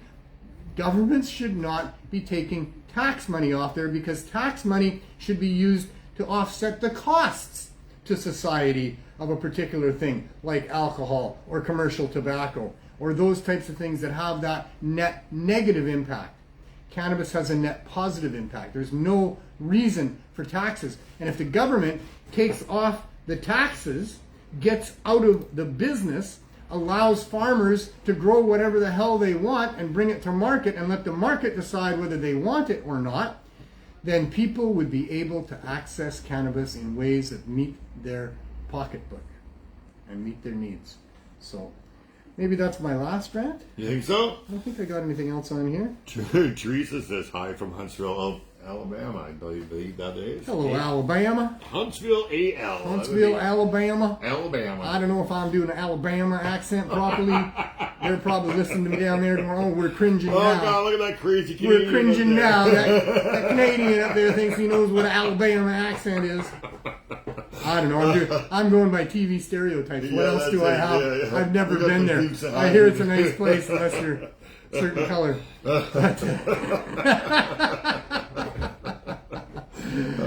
Oh well. All right. Okay. So you gonna go outside? well, I'm gonna do a little CSP first, All right. and then I'm gonna go. What do we And got? we got 15 minutes. So. I need a drink. You need a drink? I got You got drinks right drinks here. right there. Yep. You got water. You got juice. You got boost. I know. All right. We'll see you next Five week. different things I drink out of that thing. Cheers. Give me just a moment, please. Yeah. Just a moment. Do do do do do do do. Little elevator music. Oh yeah. Yeah. That's it. Okay. Much better. There you go. Now you can do the next. That goes over there. The last 15 minutes. CSP.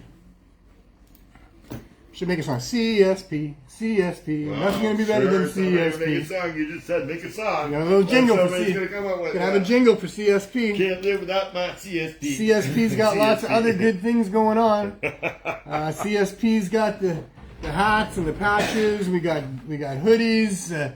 We got a lot of different things. We got the brochures that you saw right off the top of the show. And usually the CSP is about, or usually the show, sorry. See, it's time to quit. Usually the show is about the CSP for the most part. And when we're talking about prohibition and cannabis and legalization and all that, we really are talking about the CSP in a broad sense. Because the CSP stands for the Cannabis Substitution Program. And it's about providing low barrier access, which we've been talking about, to the people that need it the most. It was a response almost 7 years ago now to this deadly opioid crisis of overdose and death, the scourge of North America and other places around the world, of the addiction to opioids that was driven by doctors' prescriptions for many years because of lies told to doctors by unethical pharmaceutical companies. Not mentioning any names, but Purdue comes to mind. But there's others too. They're all in it for money. The doctors, some of them are in it for compassion. And that's why it's quite unethical for companies that are all wrapped around making money going to doctors and explaining to doctors that, oh, this particular new product that we have is going to help you help your patients. Because ultimately doctors are faced with patients and they do form relationships and paths of compassion with these people. But the pharmaceutical companies don't have that going on. If they can come up with something that they think the doctors will prescribe, then they just get dollar signs in their eyes.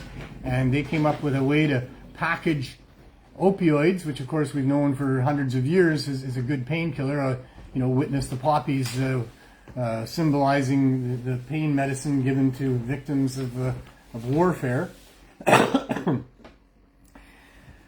But yeah, they take these things and they can make money on it. So they repackaged opioids into a time release capsule. They managed to get some misinformation put forth from the FDA. They had some obscure medical professional write a blog and include a statement that was misleading to say the least, that they then highlighted and printed out and brought to doctors' offices and used to convince these doctors that they had an opioid that wasn't going to be addictive for people and wasn't going to have all the problems that the other opioids have, and that finally doctors could help their patients in pain. And doctors gleaned right onto that. Of course, there was all kinds of bonuses involved and other incentives for the doctors to be prescribing this stuff, so that didn't hurt in their prescribing it from everything from a sliver to a broken toenail to a hitting of the funny bone, whatever it was. Very, very quick to prescribe that stuff. Over the course of the next year or two, it became very apparent that that particular product was wreaking havoc on the poor areas of the major cities across North America, that they had learned how to take off that protective time release coating, that they were then crushing and snorting it and becoming highly addictive and very unhealthy. And many people died, many overdoses. And then the doctors decided, well, the doctors didn't decide. Hell no. The governments decided that they needed to do something about this because they were taking a lot of flack, or maybe some of their own families were being impacted by the addiction to OxyContin and other opioids. And it's not just OxyContin, it's what happens is you start out on the OxyContin, and then because the doctors take you off that, you look for other things that'll do the job. You look for any other opioid in any other form. You start raiding medicine cabinets of your friends and families.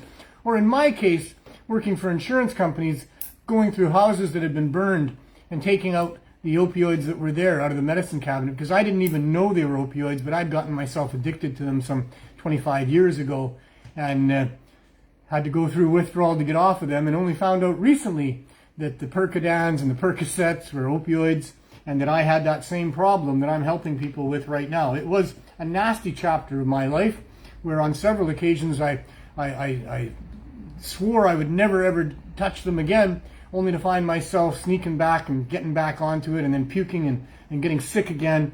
And then finally, the final time of getting so sick and deciding never again and flushing them all down the toilet. There's many people that were like me. There's many people that for whatever other circumstances end up in those types of situations. And when you can't get any longer what it is that's helping you through doctors, you go to other sources. You go to family, you go to friends. When those run out, you come to downtown east sides like in Vancouver here, and you seek out guys in tents and on corners and in alleyways, and you get it from them. And you never know what you're getting. And by that time you're willing to take anything that might be what you're looking for, because the withdrawals have started kicking in. And it's a scourge in our society that is so terrible. And we had an answer for that. We knew in the cannabis community, because of our previous experience with high-dose edibles, getting people through this, with people within the cannabis community, many dozens by that time, 20 years ago, that would tell you that they used to have that problem with the harder drugs. Cannabis helped them get off of it. And now that's all they use. We heard that a lot. And then when we opened the herb school 19 and a half years ago, we heard that a lot. And it wasn't too long before people were coming to us and purchasing cannabis off of us and getting the edibles that Lady Marijuana was making and talking about how they were getting off of those other drugs because of it. And then when this most recent scourge hit, 8 years ago now, we're into our 8th year, or almost finished our 7th year, one of the two, I'm not sure which now. You lose track after time. It gets so overwhelming and everything becomes a bit of a blur. But several years ago, we came up with a solution. We knew the solution. People were getting off it with high-dose edibles. And so the Cannabis Substitution Program was born. And we started having people line up outside of the Vancouver Area Network of Drug Users office. Twice a week, about 300 people would get a care pack with 4 to 6 edibles and a couple of joints. The impact was profound. People reporting that they were no longer using the hard drugs and relying on what we were providing for them. People so grateful and thankful. Finally, word reached City Hall. It went through the people's doctors, it went through the other healthcare workers in the area, but City Hall found out and figured out that what we were doing was really helping people. And on a street level, on a city level, they passed a motion to support the dispensing of low barrier access cannabis. 3.5 years into our program, we managed to get a storefront and try to take advantage of what the city had done there. But the licensing department had other ideas and were unaware of what council thought was the right thing to do. And they convinced council that they just needed to wait for Health Canada to give their approval. And they didn't give us a license. They threatened our landlord. We were evicted. We couldn't stop. You can't stop helping a bunch of people who are relying on you. You can't do that. Ethical people with consciences can't do that. Maybe if your only motive is greed, you can hurt people for money and try to sleep at night. But for us here, and what we'd been doing for years at that point, for all the people who had become friends and almost to the point of family for us, we weren't stopping. It didn't matter what the government did or didn't do in the form of a license or in the form of telling us to quit. We can't stop. They must understand that. And so here we are. We're still doing it. We were kicked out of the storefront, but after 5.5 months, but we moved into an RV, and it's been 3 years plus now in the RVs out front, and we're just operating the RV as if it was the storefront. We're doing the same thing in the RV that we would be doing in the store, except that we're a little bit handcuffed by how we can do that, out of a small space, but we're doing it. And our application to Health Canada over 3 years ago was recently denied, so we're going to court. And we do have court dates. That I think it's the 27th, 28th, 29th of March, to be confirmed in later shows as we move forward. We will be having the preliminaries for our charter challenge. If successful and moving forward, we will then have over a week in late July to present all of this to the courts. And I am an optimist, and that doesn't always serve me well, but I'm kind of hoping that, and I am optimistic, that the truth that we present to you week after week after week for over 200 shows now, and that we've been doing and living for close to 7 years now, will win out in a court of law with what should be hopefully a somewhat unbiased adjudicator, although that's a lot to ask for, and we'll see. But I think we can build a good enough case that we'll win the day there, and we'll find that out. So anyway, this is what we've been doing. When we got the storefront, we had to find a way to support the store. Donations is what supports the CSP, but even to keep donations coming in for the 3.5 years before we got a store was a monumental task. And it is of great gratitude that we try but fail poorly in properly thanking so many people that have helped us here at the CSP.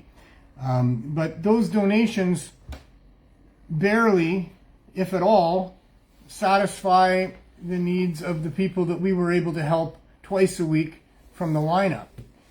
Being in a store 8 hours a day, 7 days a week, and having free joints for anybody that can't afford it, whether they're part of the program or not, and free edibles for people, whether they can afford it or not, as well as edibles and joints and other cannabis products for sale for those that can afford it, because that's the point.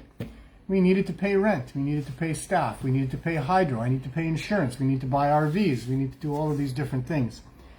So we have a basic business going on here and that's all part of our application to Health Canada. We had all that in place when we applied to Health Canada. That's what we applied for, was the ability to have a collaboration between a for-profit dispensary and a non-profit substitution program, with members getting it for free.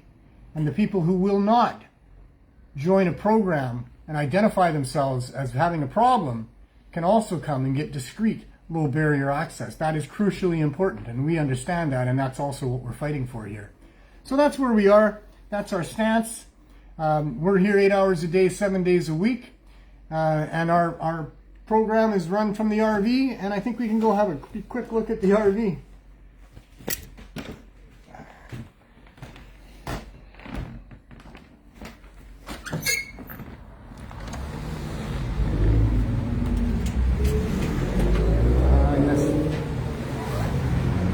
It needs a bath. Maybe it'll rain soon.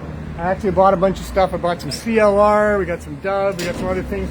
We've been trying to figure out what's going to wash that off the best. We've yet to succeed, but we will. Maybe magic eraser. Yeah, magic eraser on some of it for sure. Yeah, on the door. up at the top but there, on maybe. this pitted vinyl. Yeah. Yeah, not so much. I don't know, eh? It's right in the little pits. I can see you like with one of those brushes on the broom, you know, with the very coarse brush things maybe, and some pine You're talking salt. yourself into a job, lad. Maybe we'll Take see. me for sure. Or a pressure washer.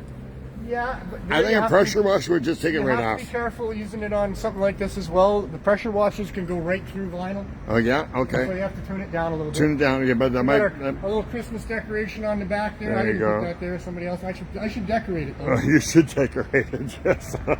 Put a wreath on the back or something. Christmas is coming fast. It is. Holy smoke. All right, we got somebody sitting there. Well, I got two more shows before Christmas. One more show. One more show. One more? One more the 19th, and then the next one will be Boxing Day. Right, you are. Well, Merry Christmas, everybody, in case you missed next week's show. Merry Christmas. Merry Christmas. Today's Christmas, sir. Yeah. Hello. Where's the goose, sir? You know, Christmas can be taken different ways by different people. It's Hanukkah too right now, so you want to say Happy Hanukkah to people too. Happy holidays, but whatever. Happy Christmas. Merry Christmas. Yeah, we're not those people. The Christmas season is heartbreaking for some people, and it's full of joy for other people. And a lot of it's to do with what's happened to you in your life, but a lot of it has to do with how you decide to interpret it, how you decide to look at it. I recommend highly that people try to find the good in Christmas, to try to find the good in themselves, to try to use it as an opportunity to spread some cheer, to spread some joy, to help those that are in need of help, because that brings joy to your own heart as well. And let's make it a season of joy as best we can, and help all of those people that need help as best we can. Let's use it for that. That's my advice. In any case, Ron says Dawn dish soap would probably work well. well, it does for some things, Ron but McMahon. yeah. Spreading joy? In any case, we should use palm olive. I did get nice fingers Nice at the same fingernails time. on could Marge, use some of that. Marge was her name. Marge was her name. Marge, yes. That was quite the advertising campaign. In any case, we here at the CSP, that's what we're all about. 365 and a quarter days a year. We never stop, we never close, we never go away. Addiction, poverty, suffering does not take a vacation or a holiday or even a day off, and so neither do we. And we're happy to do that. We're happy to be contributing the way that we are. It's what makes us tick here. And we got the tubes and dubs coming up next week. Yep. If you want to contribute to what we're doing here, now's a perfect time, Christmas time. Any donations over the $1,000 that we get will go right into helping the people, and nothing ever gets diverted into anybody else's pockets. Everybody does whatever they do for the CSP, volunteer, no stipends, no money of any sort. The value is in what we're giving to the people and how we feel about ourselves. And I have amazing volunteers that understand that, and that's what we do here. And one of our donators, Gusto, and his wife would like to come down on Tuesday and then help possibly help out, hand out stuff. So Absolutely. If anybody wants to come down and meet us and join us, we got a whole bunch of stuff smoke to with give us. out. Yeah. Absolutely. Come Get high smoke with with us. us. You know, that goes without Come saying. smoke with us. You're Yes. probably going to want a nap after. Come smoke with us. I know I'm going to need a nap after. That's great blankets. Bring So- blankets. Yeah, and so that's what's going on. And, you know, support your local CSP. I didn't say anything about the out-of-town CSPs. I really, oh my goodness. It's all right. And there's stuff going on, too, you know. They're doing things. They're doing all kinds of different things. Check them out. The Surrey CSP, the Newton CSP, the Langley CSP, the Halifax CSP. I've even seen posts recently with the Sudbury CSP. I don't have much to do with that one. I'm not sure about that one. But anybody who's trying to help people it's an opportunity for you to help people through them. And I really recommend helping people. It's just the best way to live your life. Way better than taking for yourself at other people's expense. Goes without saying. So do that. Enjoy the Christmas time. Make the most of it. Bring some cheer and some joy to people as best you can. Stay funny.